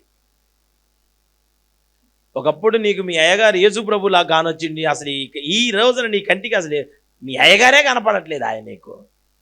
ఎందుకని నీకు విలువ తగ్గింది, ప్రేమ తగ్గింది? ఎందుకని నువ్వు అట్లా తగ్గిపోయిన వ్యక్తిగా నువ్వు మిగిలిపోయావు నీ విషయంలో? ఎవరనుకున్నావు దైవజనుడు అంటే? దైవజనుడు అంటే ఎవరండి? ఎందుకు దైవజనుడు? నీకు విడుదల పొందాలి అంటే, నువ్వు విడిపించబడిన వ్యక్తిగా మార్చబడాలంటే, ఒక స్వతంత్రమైన ఆనందదాయకమైన జీవితాన్ని అనుభవించాలి అంటే, దేవుని ద్వారా పంపబడిన దైవజనుడు నీకు కావాలి. నేను మరలా చెబుతున్నాను, నలుగురు కలిసి నిలబెట్టినోడు కాదు, దేవుని ద్వారా పంపబడ్డాడు. దేవుడు వాడిని తీసుకొని పోవాలా ప్రాంతానికి, పోరా అక్కడ పోయి పని చేయరా అని చెప్పి నిలవబడ్డాడు. దేవుని సేవకుడు. దేవుని చిత్తానుసారంగా ఆ ప్రాంతానికి వెళ్ళి దేవుని పని చేస్తుంటే ఇప్పుడు వీళ్ళందరూ ముక్కుమ్మడిగా అందరూ ఒక్కసారిగా గుంపుగా మోషేకి విరోధంగా లేచి ఏమంటున్నారంట, మీతో మాకిక. అది ఎంత ఘోరమైన మాట, మీరు ఆలోచన చేయండి. ఒకప్పుడు పిల్లలను చూసుకొని నేర్చినావు, పిల్లల భవిష్యత్తు ఎట్టా, భర్త ఎట్టా, ఈ తాగుడు ఎట్టా, ఈ అప్పులెట్టా, ఈ తిప్పలెట్టా, ఈ రోగాలెట్టా అని అనుకొని పడుకున్న నిద్రపట్టని రోజులు మన రోజులు కావా? అవి మనకి గుర్తులేవా? ఎంత భయంగా ఉన్నాం మనం ఒక రోజున. ఈ రోజున ఎంత సంతోషాన్ని ఇచ్చింది దేవుడు. ఏమన్నా నేను ఒక మాట అడుగుతాను, మోషే అయ్యగారు వాళ్ళ విడుదల కోసం దేవుడు ఏర్పాటు చేసినట్టు మీ అయ్యగారు ప్రార్థన చేస్తే మీకు విడుదల కలిగిందా లేదా? అబద్ధం ఆడకుండా నిజంగా చెప్పండి. అబద్ధం వద్దు, నిజంగా అయితేనే అయిందని చెప్పండి నాకు. ఆయన ప్రార్థన చేయటాన్ని బట్టి మీ కుటుంబాల్లో మేలులు జరిగినాయా? మీ కుటుంబాలు కట్టబడ్డాయా? మీరు ఒక స్థాయిలోనికి, ఒక స్థానంలోకి వచ్చి సంతోషంగా బతకగలుగుతున్నారా? అవునా కాదా? మరి ఇప్పుడు ఈ దైవజనుడు మనకి కావాలా? ఆ దైవజనుడితో మనం నడవాలా? వీళ్ళు ఏమంటున్నారు, మీతో మాకిక అంటే ఎప్పటి వరకు పని అంటావు? అప్పులు తీరిందాకా, బాధలు పోయిందాకా, అవసరాలు పోయిందాకా దైవజనుడా? బాధలని పోయిన తర్వాత నేను ఒక మాట చెబుతానమ్మా, కుల ప్రస్తావన లేదులే కానీ క్రైస్తవ్యం అసలు కులం లేదు, కానీ మీకు అర్థం కావడం కోసం చెబుతాను. నా సంఘానికి మొత్తం అన్యులు వస్తారు, దాంట్లో ఎక్కువగా రెడ్లు వస్తారు నా సంఘానికి. మొన్న ఈ మధ్య పెళ్ళి ఒకటి జరిగిందమ్మా. పెళ్ళి జరిగితే, వివాహం ఒకటి జరిగితే బంధువులు చాలామంది వచ్చారు పెళ్ళికి. పెళ్లి చేయడానికి నేనే పోయాను, నేను, నా భార్యని, అమ్మగారిని, నాకు 2 కొడుకులమ్మ, 2 అబ్బాయిలు నాకు. వాళ్ళని, నాకు సేవకులు ఉన్నారు నా పరిచయం, వాళ్ళని అందరినీ తీసుకొని పెళ్ళి ఘనంగా జరిగింది. పెళ్ళి కొంచెం ఆలస్యమైంది, ఎందుకంటే కొంచెం కరెంటు పోయి వత్తా ఉండేసరికి కొంచెం లేట్ అయింది. జనరేటర్ ఏమో అది ఆన్ చేసేసరికి కరెంట్ వస్తుంది, ఆపేసేసరికి కరెంటు పోతుంది. నానా తెప్పలు, నా నగసాట్లు పడి మొత్తానికైతే పెళ్లి చేసిన. పెళ్ళి అయ్యేసరికినే కథ 2 దాటిందమ్మా. 2 దాటిందంటేనే కథ ఇక షుగరు, బీపీ అన్నీ గుర్తొస్తూనే ఉంటాయి కదా మనకు కూడా. కొంచెం కడుపులో ఉన్న పేగులు కూడా హలో అని చెప్పి పలకరిస్తుంటాయా. శరీర బలహీనతలు, తప్పేం పట్టను, బలహీనతలు అట్లాంటివి. సరే, అందరు ఆకలితో ఉన్నారు, 2 దాటింది, నేను ముగిచ్చాను. ఇక కొద్దిసేపు అట్లా మాట్లాడి ముగిచ్చా. అయిపోయిన తర్వాత అందరికీ భోజనాలు పెట్టాలి, అందరికీ బయటే భోజనం. అందరికీ బయట భోజనం పెట్టచ్చు కదా, వీళ్ళు బంతిని ఏర్పాటు చేయొచ్చు. రకరకాలు చేశారు, మటన్ అంట, చికెన్ అంట, అది అంట, ఇదంట, ఎగిరే, పాకే, నడిచే, ఈదే, అన్నిటినీ చేసేది. వేటిని ఇడిచిపెట్ల, ఏది కావాలంటే అది తినచ్చని అంత కమ్మగా వండినరుగా. వండితే నేను లోపలికి వెళ్ళి, వాళ్ళ ఇంట్లోకి వెళ్ళి, వాళ్ళ లోపల రూములో నేను, అమ్మగారు, నా పిల్లలు, నా సేవకులు అందరం భోజనం చేసిన దాకా బయట బంతి మొదలు పెట్టలేదండి నా విశ్వాసం. ఇప్పటికీ నా విశ్వాసం అదే చేస్తా. నేను భోజనం చేసి బయటికి వచ్చిన తర్వాత అప్పుడు బయట బంతి మొదలు పెట్ట. బయట అక్కడ కూర్చున్న వాళ్ళందరూ అంటారంట, అంతసేపు అంటారు వీళ్ళు, నేను తినేదే ఒక ముద్దాయ, నేను గదిలోంచి బయటకు వస్తుంటే నాకెళ్ళి విచిత్రంగా చేతపడి చేసేవాడిని చూసినట్టు చూస్తుంటారు. నాకు ఎంతసేపు తిన్నావు అన్నట్టు. నేను కాస్త పిల్ల జల్లతో ఉన్న మనిషిని నేను పిల్లల తండ్రి నేనాయ. నాకు వాడికి పెద్దోడేమో 6వ తరగతి చదివేసినోడేమో 5వ తరగతి చదువుతున్నాడు. వాళ్ళేం పెద్ద పెద్ద పిల్లలు కాదుగా.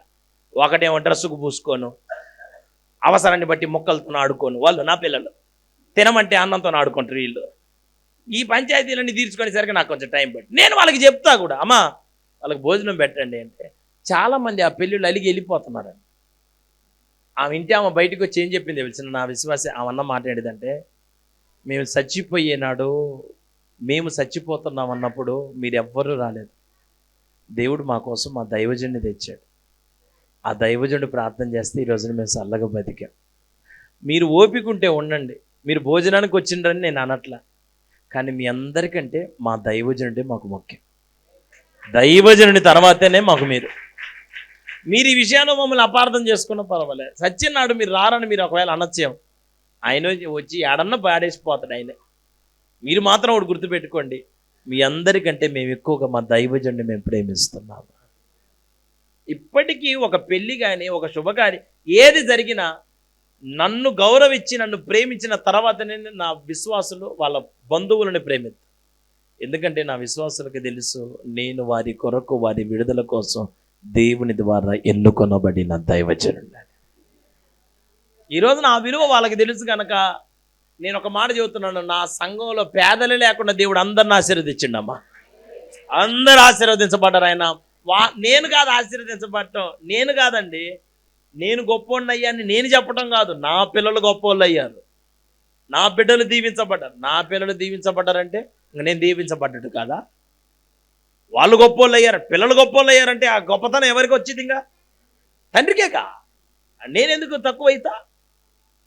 నేనేమంటున్నానంటే ఈ పూట ఒక దైవజనుని దేవుడు మన విడుదల కోసం ఏర్పాటు చేసినప్పుడు ఆ దైవజనుని ఎడల ఒక కృతజ్ఞత కలిగిన హృదయం, భయభక్తులతో నింపబడిన భక్తి కడవరకు కలిగి నడిపించబడటం మనందరి జీవితాలలో ఒక అలవాటుగా మార్చబడును గాక. వీళ్ళందరూ అంటున్నారు, వీళ్ళు అనే మాట ఏంటిది? మీతో మాకిక. నేను ఒక మాట మీకు చదివిస్తాను, సరేనా? లూకా సువార్త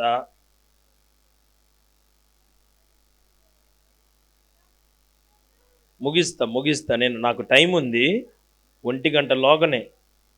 మీరేమి ఇబ్బంది పడద్దు, మిమ్మల్ని ఏమి ఇబ్బంది పెట్టను కూడా, ఓకేనా? మీరు మంచిగా వాక్యం వినండి చాలు, మీరేం దిగులు పెట్టుకోమాక. లూకా సువార్త 17వ అధ్యాయం, చాప్టర్ 17 వర్స్ 14, 17, 14. అమ్మా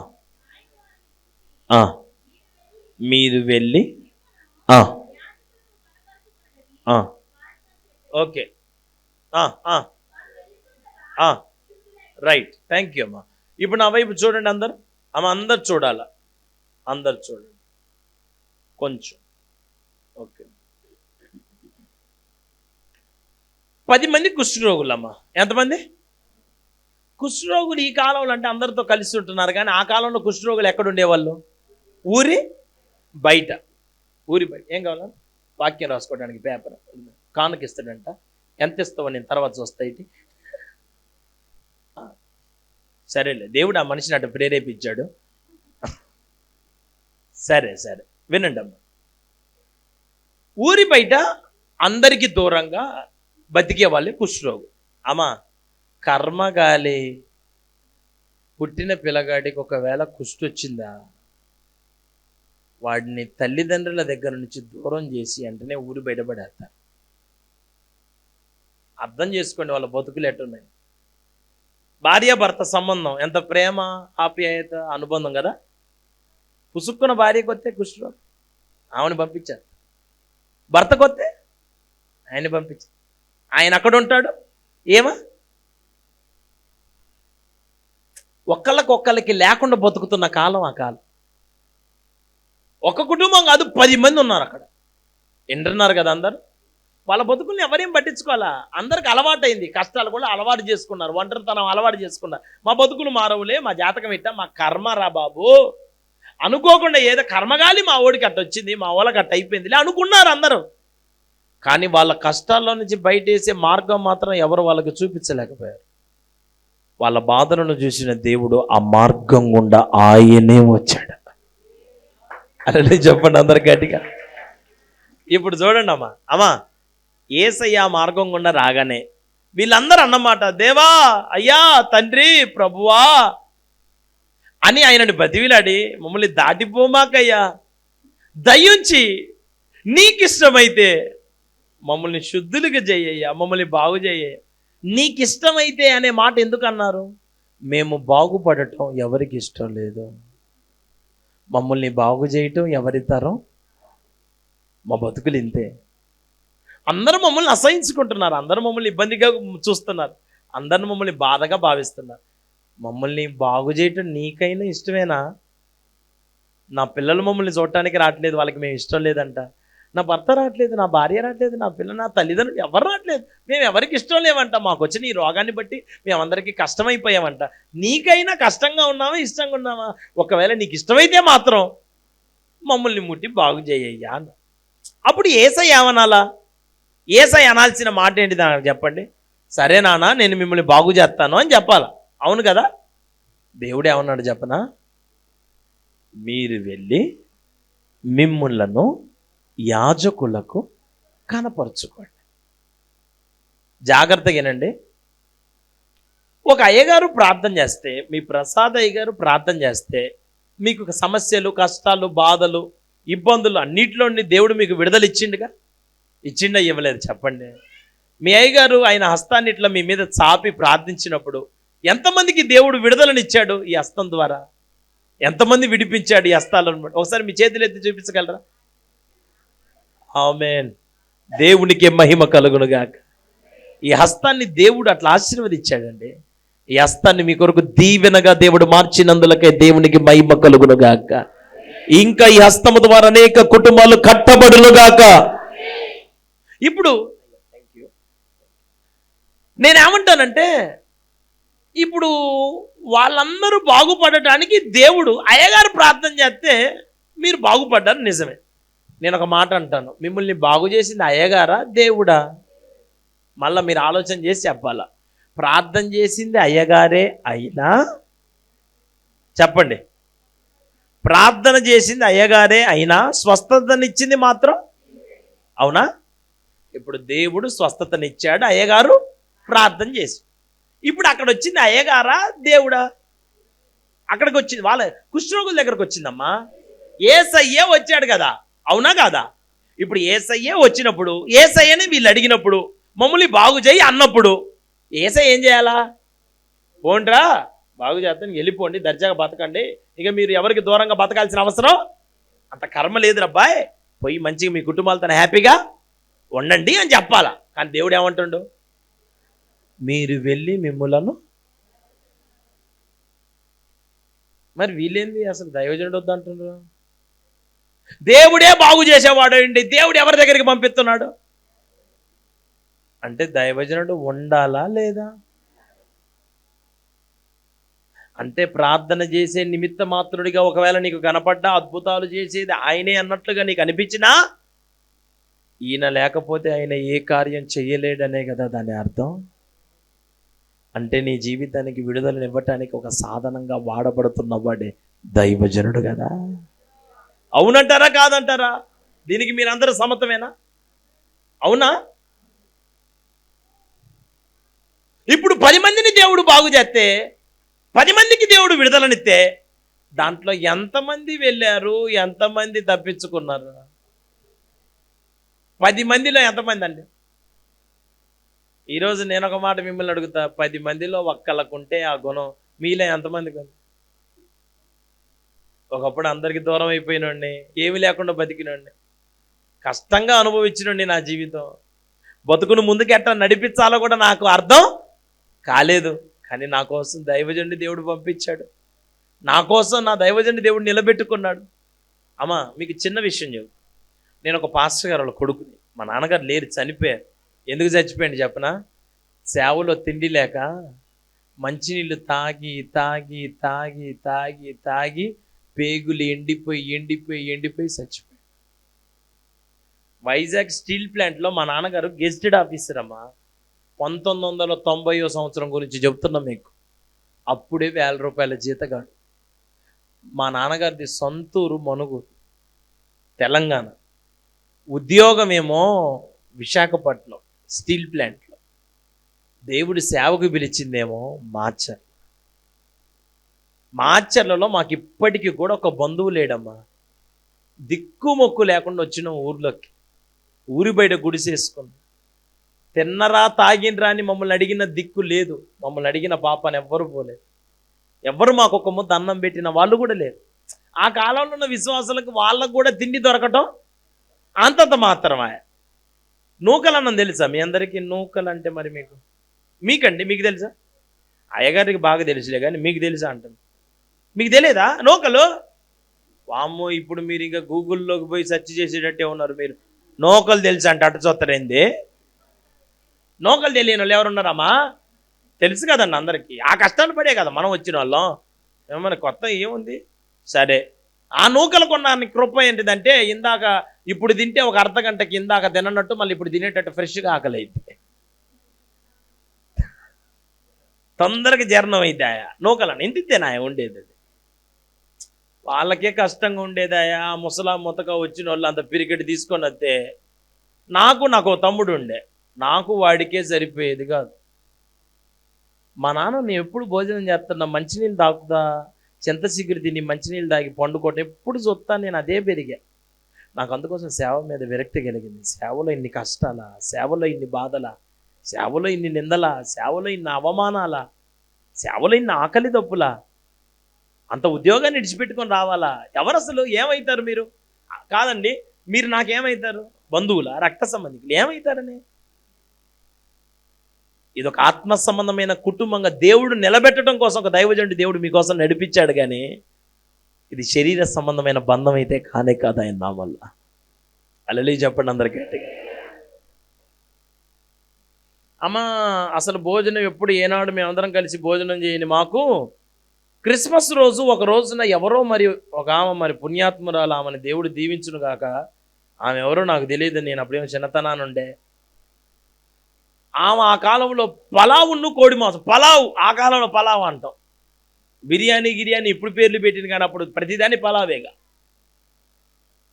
పలావును కోడి మాంసం, కోడి కూరతోని కాత కలర్ రైస్ అన్నం భోజనం. ఆమె ఒక క్యారేజ్ కొండుకొని తీసుకొని వచ్చి, నేను మా నాన్నగారు నా తమ్ముడు నాకు ఒక వాడు మా అమ్మగారు ఆమె అక్కడ కూర్చొని అందరికి వడ్డిస్తుంది. మా గుడిసేది గిట్టు ఉంటుంది, ఎదురుగా తడికి పెట్టుకోవడానికి కూడా మా దగ్గర అప్పుడు స్తోమత లేదు.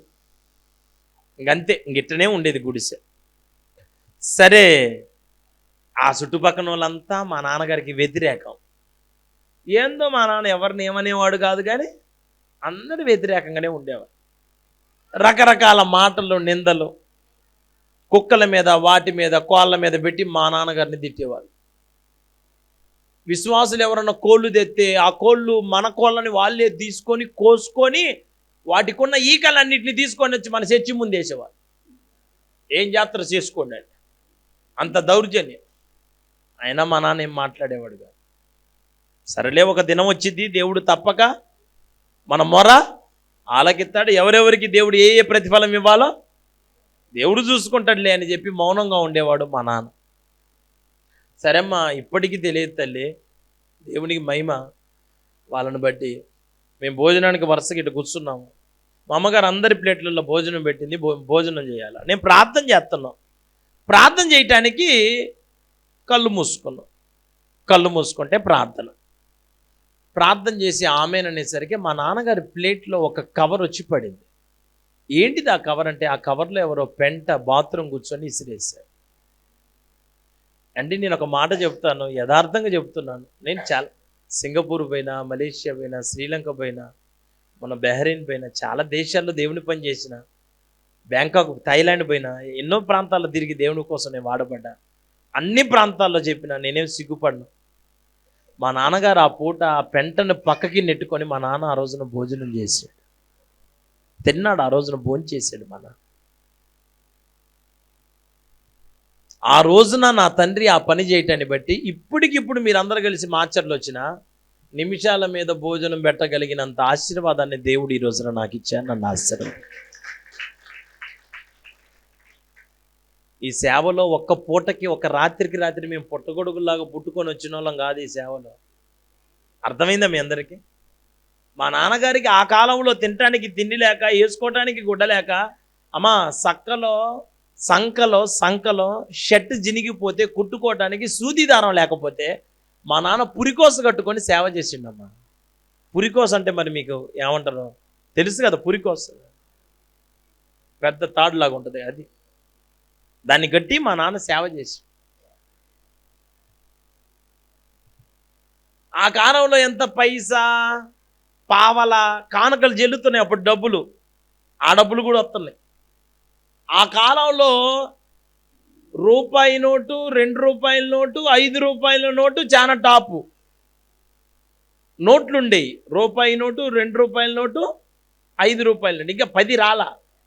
10 అంటే ఇక మామూలు పరమానందం అనుకో, ఎక్కడో అరాకొర.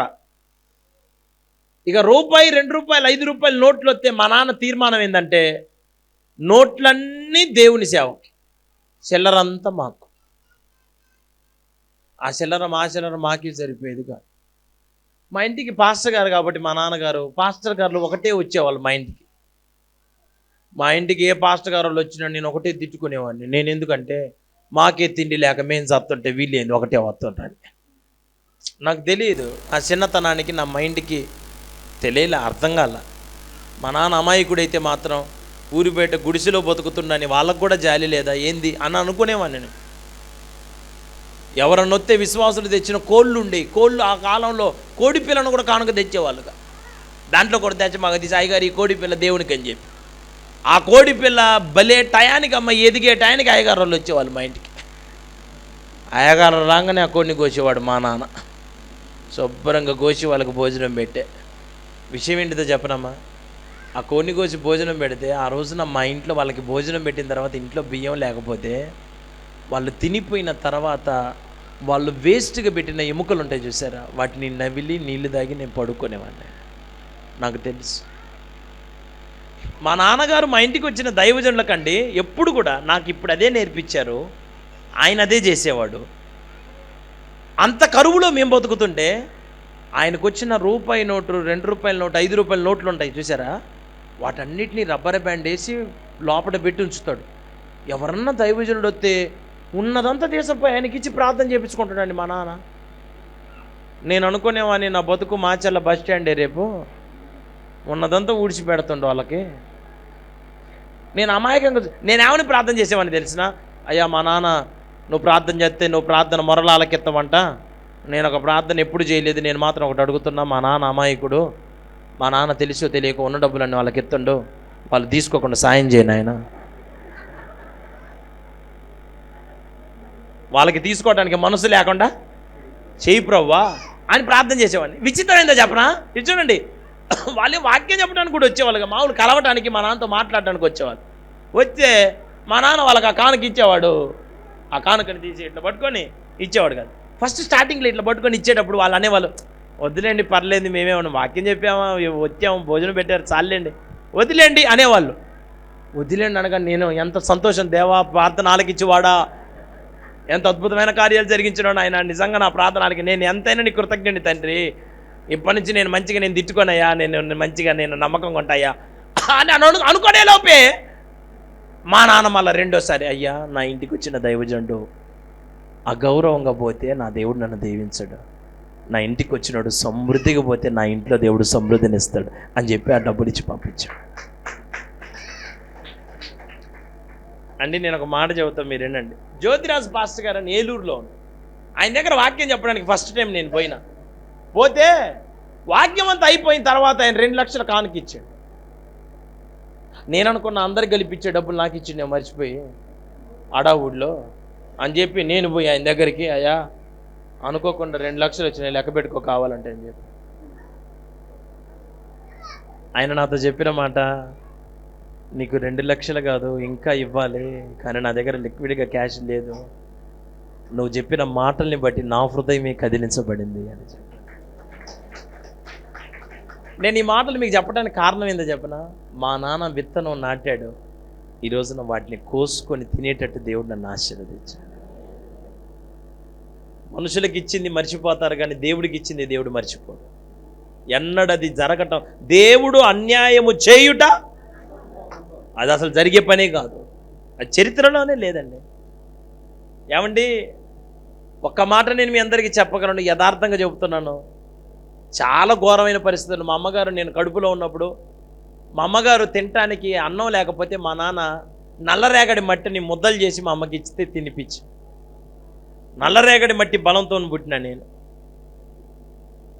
లేదు సేవలు లేదు,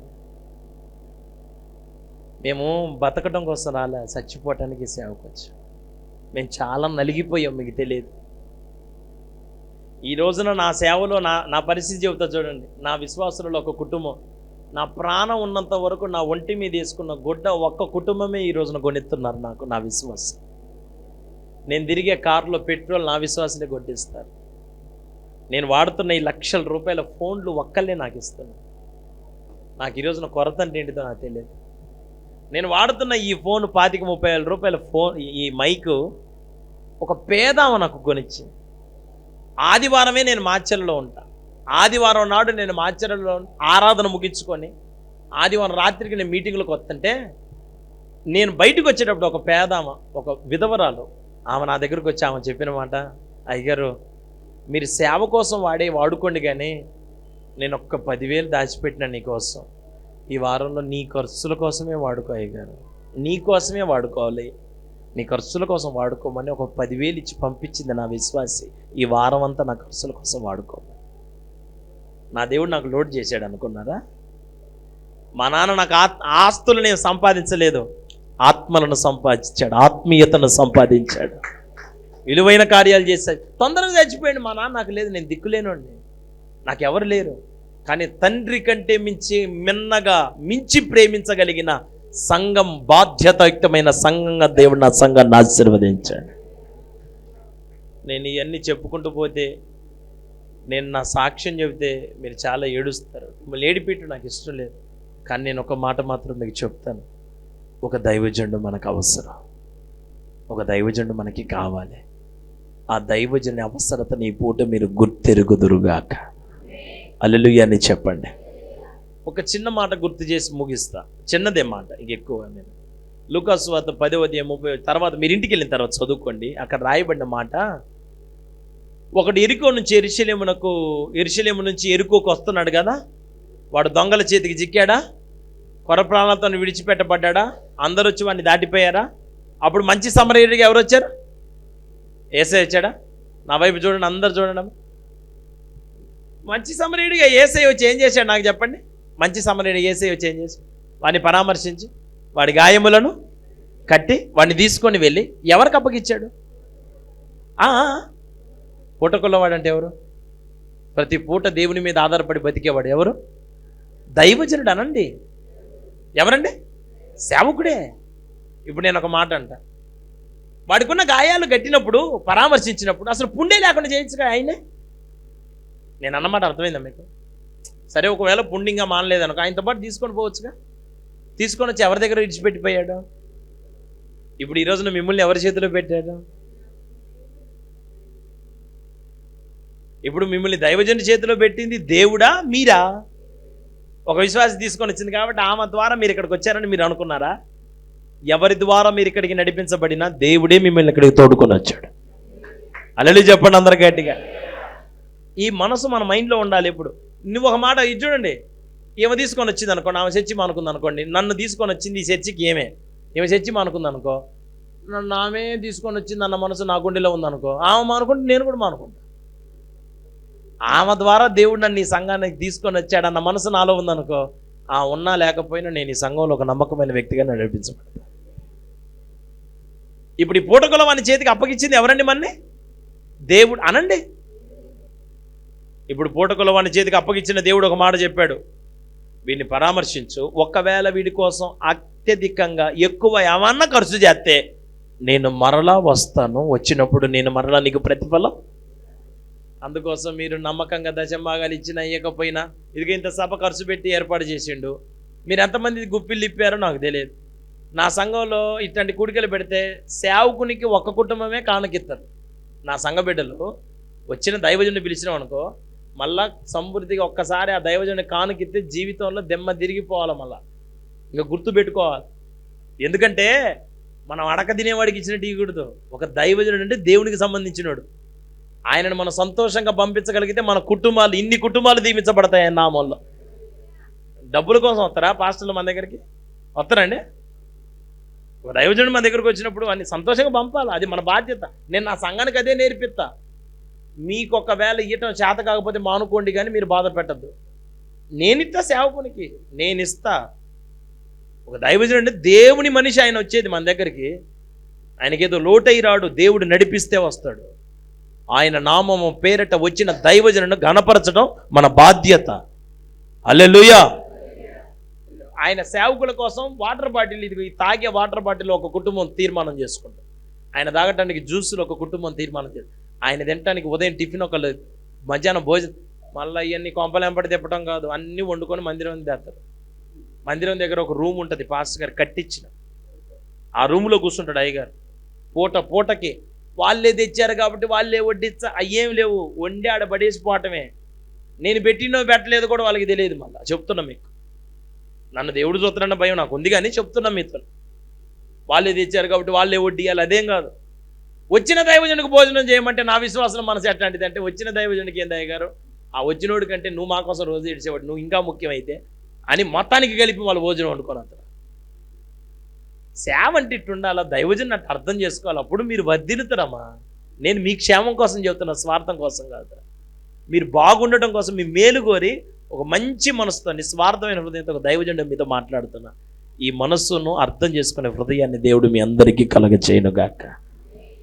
ఇక నుంచి దేవుడు మీకు ఇచ్చిన దైవజనుడు, దేవుడే మీ కొరకు ఏర్పాటు చేయబడిన దైవజనుడు అని ఆలోచనతో మీరు నింపబడతారా? దేవుడి చిత్తానికి అప్పగించుకుంటారా? ఆయన మరలా వచ్చినప్పుడు అని ఉంది కదా అక్కడ, నేను ఒక మాట చెప్పి ముగిస్తా. దేవుడు మరలా తిరిగి వస్తాడు. తిరిగి ఎక్కడికి వస్తాడు? నిన్ను ఏ పూటకొల్లవాని చేతిలో పెట్టాడో ఆ పూటకొల్లవాని దగ్గరకు వస్తాడు. అరే నేను నీ చేతిలో అప్పచెప్పిన కదా, పలానా విశ్వాసి ఏట్రా, ఆ విశ్వాసి ఏట్రా అని ఏ పుట్టకొల్లవానికి అప్పచెబితే ఆ పుట్టకొల్లవాన్ని అడుగుతాడు రేపు. ఆయన వచ్చి నిన్ను అడిగేంత వరకు నువ్వు ఎవరి దగ్గర ఉండాలా? ఏ పాస్టర్ గారి దగ్గర దేవుడు నిన్ను అప్పగిచ్చిండో. ఇప్పుడు సంఘాలు మారే వాళ్ళు ఎక్కువైనరుగా, బళ్ళు మారినట్టు. అమ్మా నీతి అంటే ఏంటిదో ఒక మాట చెబుతా. మంచోడో చెడ్డోడో ఒకరిని పెళ్లి చేసుకున్నప్పుడు సచ్చేంత వరకు వాడితో ఇంకా కాలం వెళ్ళబోచ్చాల, తప్పదు. నేను అన్నది నిజమా అబద్ధమా? ఆడ మనిషి కావచ్చు, మగ మనిషి కావచ్చు, ఎవరైనా కానీ అంతేనా కాదా? ఈ పెళ్ళి అయింది, చేసేదేముంది? కష్టమో నిష్ఠూరమో, అయినోడో కానోడో తప్పేదేమీ లేదు, మోసుకోవటమే. దాన్ని నీతి అంటారు. భర్త పట్టించుకోవట్లేదని విచ్చలవిడిగా బతికే వాళ్ళని మంచి భార్య అంటారా? నాకు ఆ మాటలు నేను అనకూడదు, కానీ మీరు చెప్పండి. భర్త సరైనడు కాదని చెప్పి తిక్కల పనులు చేసేవాళ్ళు ఉన్నారా? లోకంలో లేరంటారా? ఉన్నారు కదండి. వాళ్ళు మంచి భార్య అంటారా? ఆ మంచి మనిషి అంటారా ఎవరన్నా? నీతి ఏంటిది? వాడు పట్టించుకున్నా పట్టించుకోకపోయినా ఆ ఇంట్లో పడి ఉండటం నీతి కదా. లోకానికే ఈ నీతి అయితే దేవుళ్ళో నీతి ఏంటిది? దేవుడు నీకు ఒక సంఘాన్ని ఇచ్చినప్పుడు నీ గొంతులో ప్రాణం నువ్వు చచ్చిపోయేంత వరకు. నా ప్రియులరా, నేను ఈ పూట మీ అందరికీ ముగింపుగా చెప్పగలిగిన మాట, ఒక దైవజనుడు మనకు ఉండటం అవసరం. ఒక దైవజనుడు మన క్షేమం కోసమే దేవుడు ఒక దైవజనుడిని ఏర్పాటు చేశాడు. చిన్న మాట చెప్పి నా మాటలు ముగిస్తాను. బైబిల్లో తన ఇంటికి దేవుని దూతలు నడిపించబడినటువంటి ఒక వ్యక్తి ఉన్నాడు. ఆయన ఎవరో మీకు తెలుసు. అపోస్తల కార్యాలు 10వ అధ్యాయం. పగలు ఇంచుమించు 3 గంటల సమయానికి ఆయన ఇంటికి దేవుని దూతలు వచ్చేవారు. అవునా? చదువుతారు ఒకసారి ఆ మాట. తీయండి మీ పరిశుద్ధ గ్రంథాల్లో. ఎన్నో వచ్చినాం? నీ ధర్మ కార్యములు ప్రభు సన్నిధికి చేరయ్యి నువ్వు యొప్పేకు మనుషులను పంపించి, 5వ వచనం చూడండి. అపోస్తల కార్యాలు 10:5.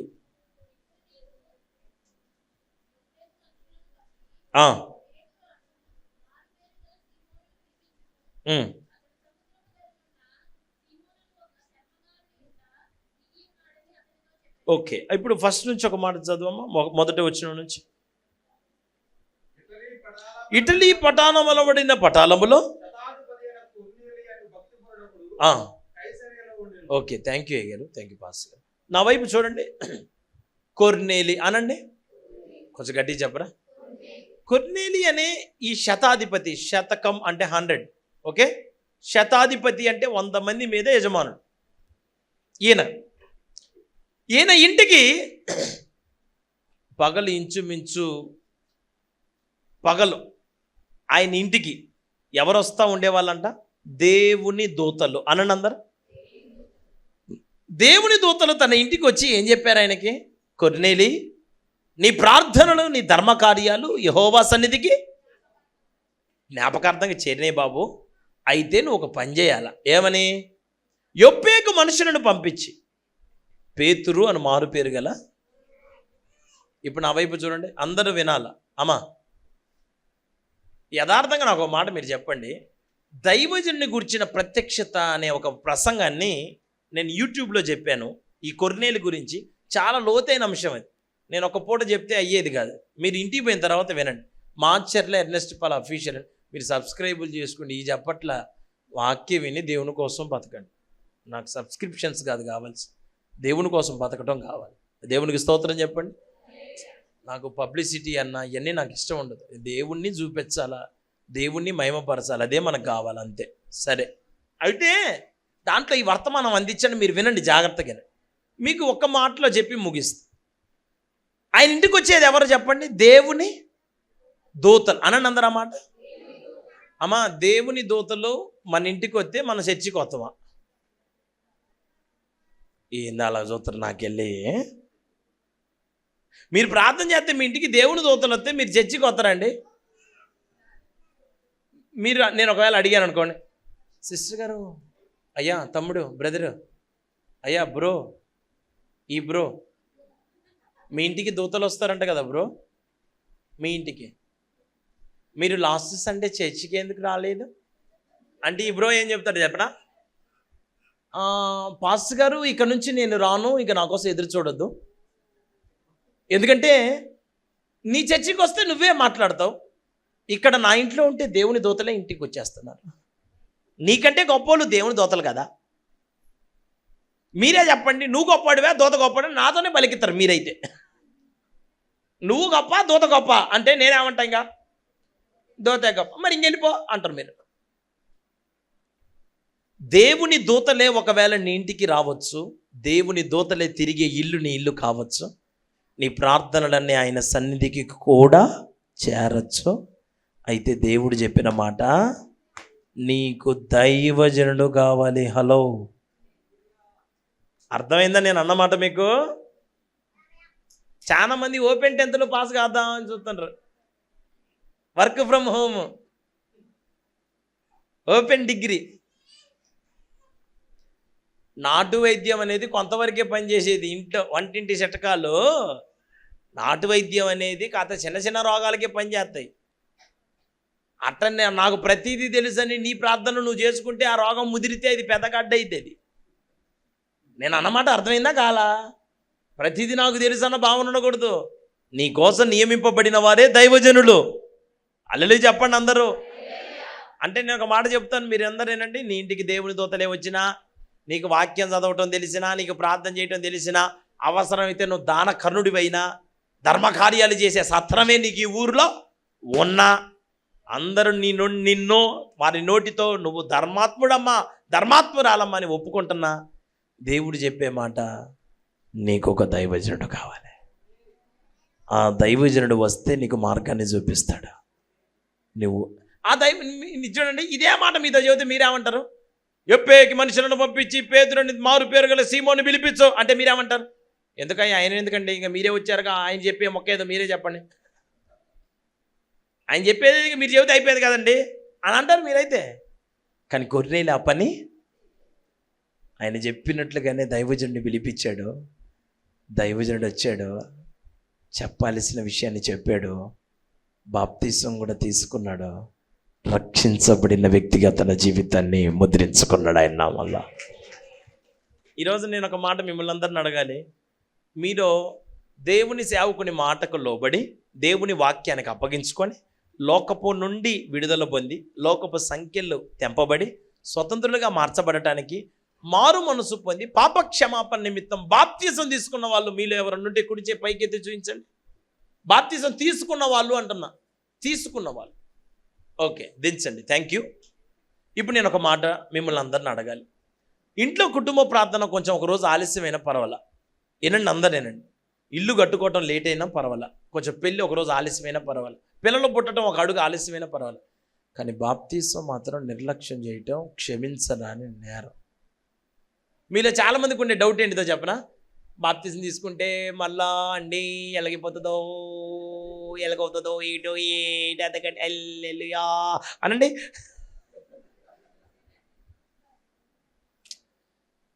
నా దగ్గర జనవరిలో 2-3 తారీఖులలో, జూన్ 2-3 ఆ పాటల పుస్తకాలు వెనకాల కూడా ప్రింట్ చేశారు చూడండి. జూన్ 2-3 తారీఖులలో నా దగ్గర యవనస్తుల కూడికలు ఉంటాయి. పోయిన సంవత్సరం యవనస్తుల కూడికలలో పాస్టర్ గారు అబ్బాయి బాప్తిసం తీసుకొని పోతే వాళ్ళ నాన్న అసలు నన్ను పట్టుకొని అసలు ఇడిచిపెట్టట్లే, ఒకటే ఏడుతుడు. ఏందయ్యానంటే వాడి జీవితంలో మారడం అనుకున్నాను. అసలు ఆ యవనస్తుల కూడికలో దేవుడు వాడితో మాట్లాడినట్టు, వాడు బాప్తీసం తీసుకుని నీకు దండం పెడతా, నీకు జీవితాంతం నీకు రుణపడి ఉంటా అంటాడే. ఆ యవనస్తుల కూడికలు నేను ఏర్పాటు చేయడానికి గల ఏకైక కారణం, ఆ యవనస్తుల కూడికలను అనేక యవనస్తులు దేవుని వైపు త్రిప్పబడాలని ఒక గొప్ప దర్శనంతో నా కూడికలు ఏర్పాటు చేస్తాను. రాయగడ దగ్గర నుంచి కూడా వస్తారు మనకి యవనస్తులు ఆ కూడికలకి. చాలా మహిమకరంగా జరుగుతుంది. మీకు ఒకవేళ వెసలుబాటు వీలుంటే తణుకులో మీకు ట్రైన్ ఉంటుంది, జన్మభూమి.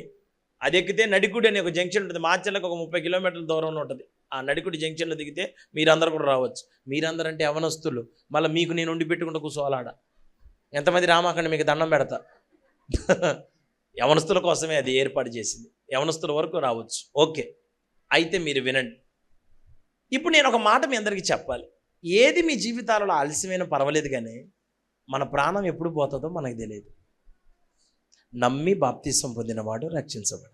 ఆ యవనస్తుల గుడికలో ఒక తమ్ముడు నా దగ్గరకు వచ్చి అన్నాడు, అన్నయ్య నేను బాప్తీసం తీసుకుంటా, కానీ బాప్తీసం తీసుకోవడానికి వచ్చి నా వరుసలో నిలబడ్డాడు. తీసుకుంటా కానీ నేను కడ వరకు నిలబడతానా అంటున్నాను నన్ను. అరే నీకు ఎంత గొప్ప విశ్వాసం ఉండి నువ్వు బాప్తీసం తీసుకుంటే నువ్వు ఏడరా నిలబడేది? ఎట్లా మయ్య ముందే చెప్పిన నీకు దండం పెడతా, నువ్వు తర్వాత ఏం తీసుకోరా కావాలంటే. బాప్తీసం తీసుకునేటప్పుడు అనుమానపడకూడదు, నిలబడుతున్నావు లేదో అనుకోకూడదు. నువ్వు ఒక్కసారి, అందుకోసం బైబిల్లో రాయబడిన మాట నమ్మి అనండి. ఆ మాట ఏమని నమ్మి? నన్ను దేవుడు నిలబెడతాడు, నాకు జయ జీవితాన్ని దేవుడు ఖచ్చితంగా యోగ్యునిగా కడవరకు నన్ను కొనసాగింప. నువ్వు నమ్మితే నమ్మినట్లుగానే నా దేవుడు నీ జీవితంలో కార్యాలు చేయడం ప్రారంభిస్తాడు. ఈ పూట నేను ఒక మాట మీ అందరికీ, ఒక మంచి అనౌన్స్మెంట్ మీ అందరికీ చెప్పగలిగిన మాట. ఎవరైతే బాప్తీసం తీసుకుంటారో వాళ్ళ చుట్టూ Z+ సెక్యూరిటీ కాదు ఉండేది, పరలోకపు దూతలు వచ్చి మీ కాళ్ళకు మీ పాదములకు రాయి తగలకుండా వాళ్ళు తమ చేతులతో మిమ్మల్ని ఎత్తి పట్టుకోవటం ప్రారంభిస్తారు. పరలోకం మీకు పహారా కాస్తుందంటే ఎంత గొప్ప అవకాశం మీ అందరికీ. ఆలోచన చేయండి మీరంతా. పరలోకం మిమ్మల్ని కాపాడిద్దామా? ఇది చూడండి, పెళ్ళిళ్ళ విషయం అంటారా, దేవుడు మంచి సంబంధాలు మీకు తీసుకొని వస్తాడు. తన చిత్తంలో ఉన్న కుటుంబాలను మీ దగ్గరికి దేవుడు నడిపింది. దేవుని పక్షాన నిలవబడిన వాడిని దేవుడు అన్నట్టు విడిచిపెట్టినట్టు ఆది కాండం నుంచి ప్రకటన వరకు నేను చూడాల, మీరు చూడరు కూడా అంతే. ఆయన మాట విన్నవాడి జీవితాల్లో నష్టపోయినట్టు ఎక్కడనుందా బైబిల్లో? మీరు చెప్పండి నాకు. మనుషుల మాటని నష్టపోయిన, తల్లిదండ్రుల మాటని కూడా నష్టపోయిన వాళ్ళు ఉన్నారు. మంచి సంబంధమే అమ్మాయి అని చెప్పి పెళ్ళిళ్ళు అందరి మంచి సంబంధాలని చెప్పి చేసిండ్రు. బాగున్నాయి ఆ సంబంధాలండి? ఏం నడ చూస్తారు నాకెళ్ళి, అయ్యో తేడాలు జరిగినాయా? మరి అంతే ఉంటుంది. మనుషుల మాటల్లో నీకు తేడాలు ఉండొచ్చు, దేవుని మాట నీకు ఎప్పటికీ క్షేమకరమైన మాటగా మిగిలిపోతుంది ఆయన నామములో. హల్లెలూయా అని చెప్పండి. కనుక దైవజనుడి మాటకు లోబడండి, దైవజనుడితో కలిసి ప్రయాణం చేయండి, దైవజనుడి ద్వారా బాప్తిస్మాలు తీసుకోండి. నాలాంటి దైవజనుడు వచ్చినా మీ దైవజనుడు మీకు బాప్తిసం ఇవ్వటమే మీకు మంచిది. ఆయనే మీకు ఆత్మీయ తండ్రిగా ఉంటే అది మీకు దీవెనకరంగా ఉంటుంది ఆయన నామములో. హల్లెలూయా. నా దేవుడు మిమ్మల్ని అందరినీ దీవించునుగాక. ఇంతకీ మనందరికీ దైవజనుడు కావాలా లేదా? మరి ప్రార్థన చేయడం వచ్చింది, ఇంటికి దూతలు వస్తాను, నీకు కూడా ప్రార్థన చేస్తే కళలు వస్తాయి, దర్శనాలు వస్తాయి. నీకు పాస్టర్ గారు ఎందుకు? మరి నీతో కూడా దేవుడు మాట్లాడుతున్నాడు అప్పుడప్పుడు, నా కుమారి, నా కుమారుడా. నీకు కూడా చెట్టు కనిపిస్తుంది, చిగురులు కనిపిస్తున్నాయి, గొర్రెలు కనిపిస్తున్నాయి, చాంచారం కనిపిస్తున్నాయిగా. నీకు మామూలుగా కళలో దూత కానొస్తే నేను అసలు ఆగవైతే ఇక దూత ఇంటికి వస్తే నువ్వు ఏడాగుతావు చెప్పు? నీ పేరే ఇక ఆగడు. కనుక నా మాటల్ని నేను ముగించే ముందు మీ అందరికీ ఒక దైవజనుడిగా నా చేతులు జోడించి మిమ్మల్ని బ్రతిమిలాడి చెప్పే విషయం, దైవజనుడు కావాలా లేదా? అవసరమేనా? అప్పగించుకోవాల్సిందేనా? ఆయన మాట ప్రకారం నడవాల్సిందేనా? ఎప్పటికీ కృతజ్ఞత కలిగిన వ్యక్తులంగా బ్రతకాల్సిందేనా? దేవుడు అటువంటి కృప మనందరికి అనుగ్రహించి నడిపించును గాక. కళ్ళు మూసుకోండి. విన్న వాక్యాన్ని బట్టి మనం ప్రార్థన చేసుకుందాం. ఇంతవరకు దేవుడు మనతో మాట్లాడిన ఈ మాటలను మన మనస్సులో ఉంచుకొని, ప్రభువా నా జీవిత కాలంలో నేను ఎట్లా నడవాలో, ఎటు ప్రయాణం చేయాలో, ఏం చేస్తే నా జీవితం దీవెనకరంగా మార్చబడుతుందో ఈ పూట నువ్వు నాతో మాట్లాడావు. ఒక దైవజనుడిని ఆశీర్వాదకరంగా నువ్వు నాకు ఇచ్చావు. ఆ దైవజనుడు పోషించబడటం నా ద్వారానే. ఆ దైవజనుడి మాటల ద్వారా నేను బలపరచబడతాను తండ్రి. ఒక దైవజనుడు నా జీవితంలో నేను నిర్లక్ష్యం చేయకుండా సహాయం చేయండి. ఆయన ప్రార్థన ద్వారా నా కుటుంబం కట్టబడింది ప్రభువా. నా జీవితంలో ఈ రోజున ఇశ్రాయేలు ప్రజలు మాట్లాడినట్లుగా దైవజనుడితో నాకు పని లేదు అన్న ప్రవర్తన నా జీవితంలో ఉండకుండానట్లు సహాయం చేయి ప్రభువా. మేలుతో నా హృదయాన్ని తృప్తిపరచండి. దీవెనకరంగా నా జీవితాన్ని కొనసాగింపు చేయండి. మాట్లాడిన ప్రతి మాటను బట్టి వందనాలు తండ్రి. ఈ దినం నుంచి నా దైవజనుడితో నేను కలిసి నడుస్తాను. నాకు దైవజనుడు కావాలి, నా కుటుంబ క్షేమం కోసం, నా కుటుంబ ఆశీర్వాదం కోసం నాకు దైవజనుడు కావాలన్న వల్ల మీ గుడిచే పైకెత్తని ప్రార్థన చేద్దాం. నా కుటుంబ ఆశీర్వాదం కోసం నాకు దైవజనుడు కావాలి అన్న వల్ల చేతులెత్తిన బిడ్డలారా నేను నిజంగా ఆశీర్వదిస్తున్నాను మిమ్మల్ని. చేతులెత్తిన మిమ్ములను మీ కుటుంబాలని నా దేవుడు దీవించునుగాక. అప్పగింపబడిన మీ జీవితాల్లో ఎన్నడూ విడవబడకుండా దైవజనుడి ప్రార్థన ద్వారా మీ కుటుంబాలు వర్ధిల్లునుగాక.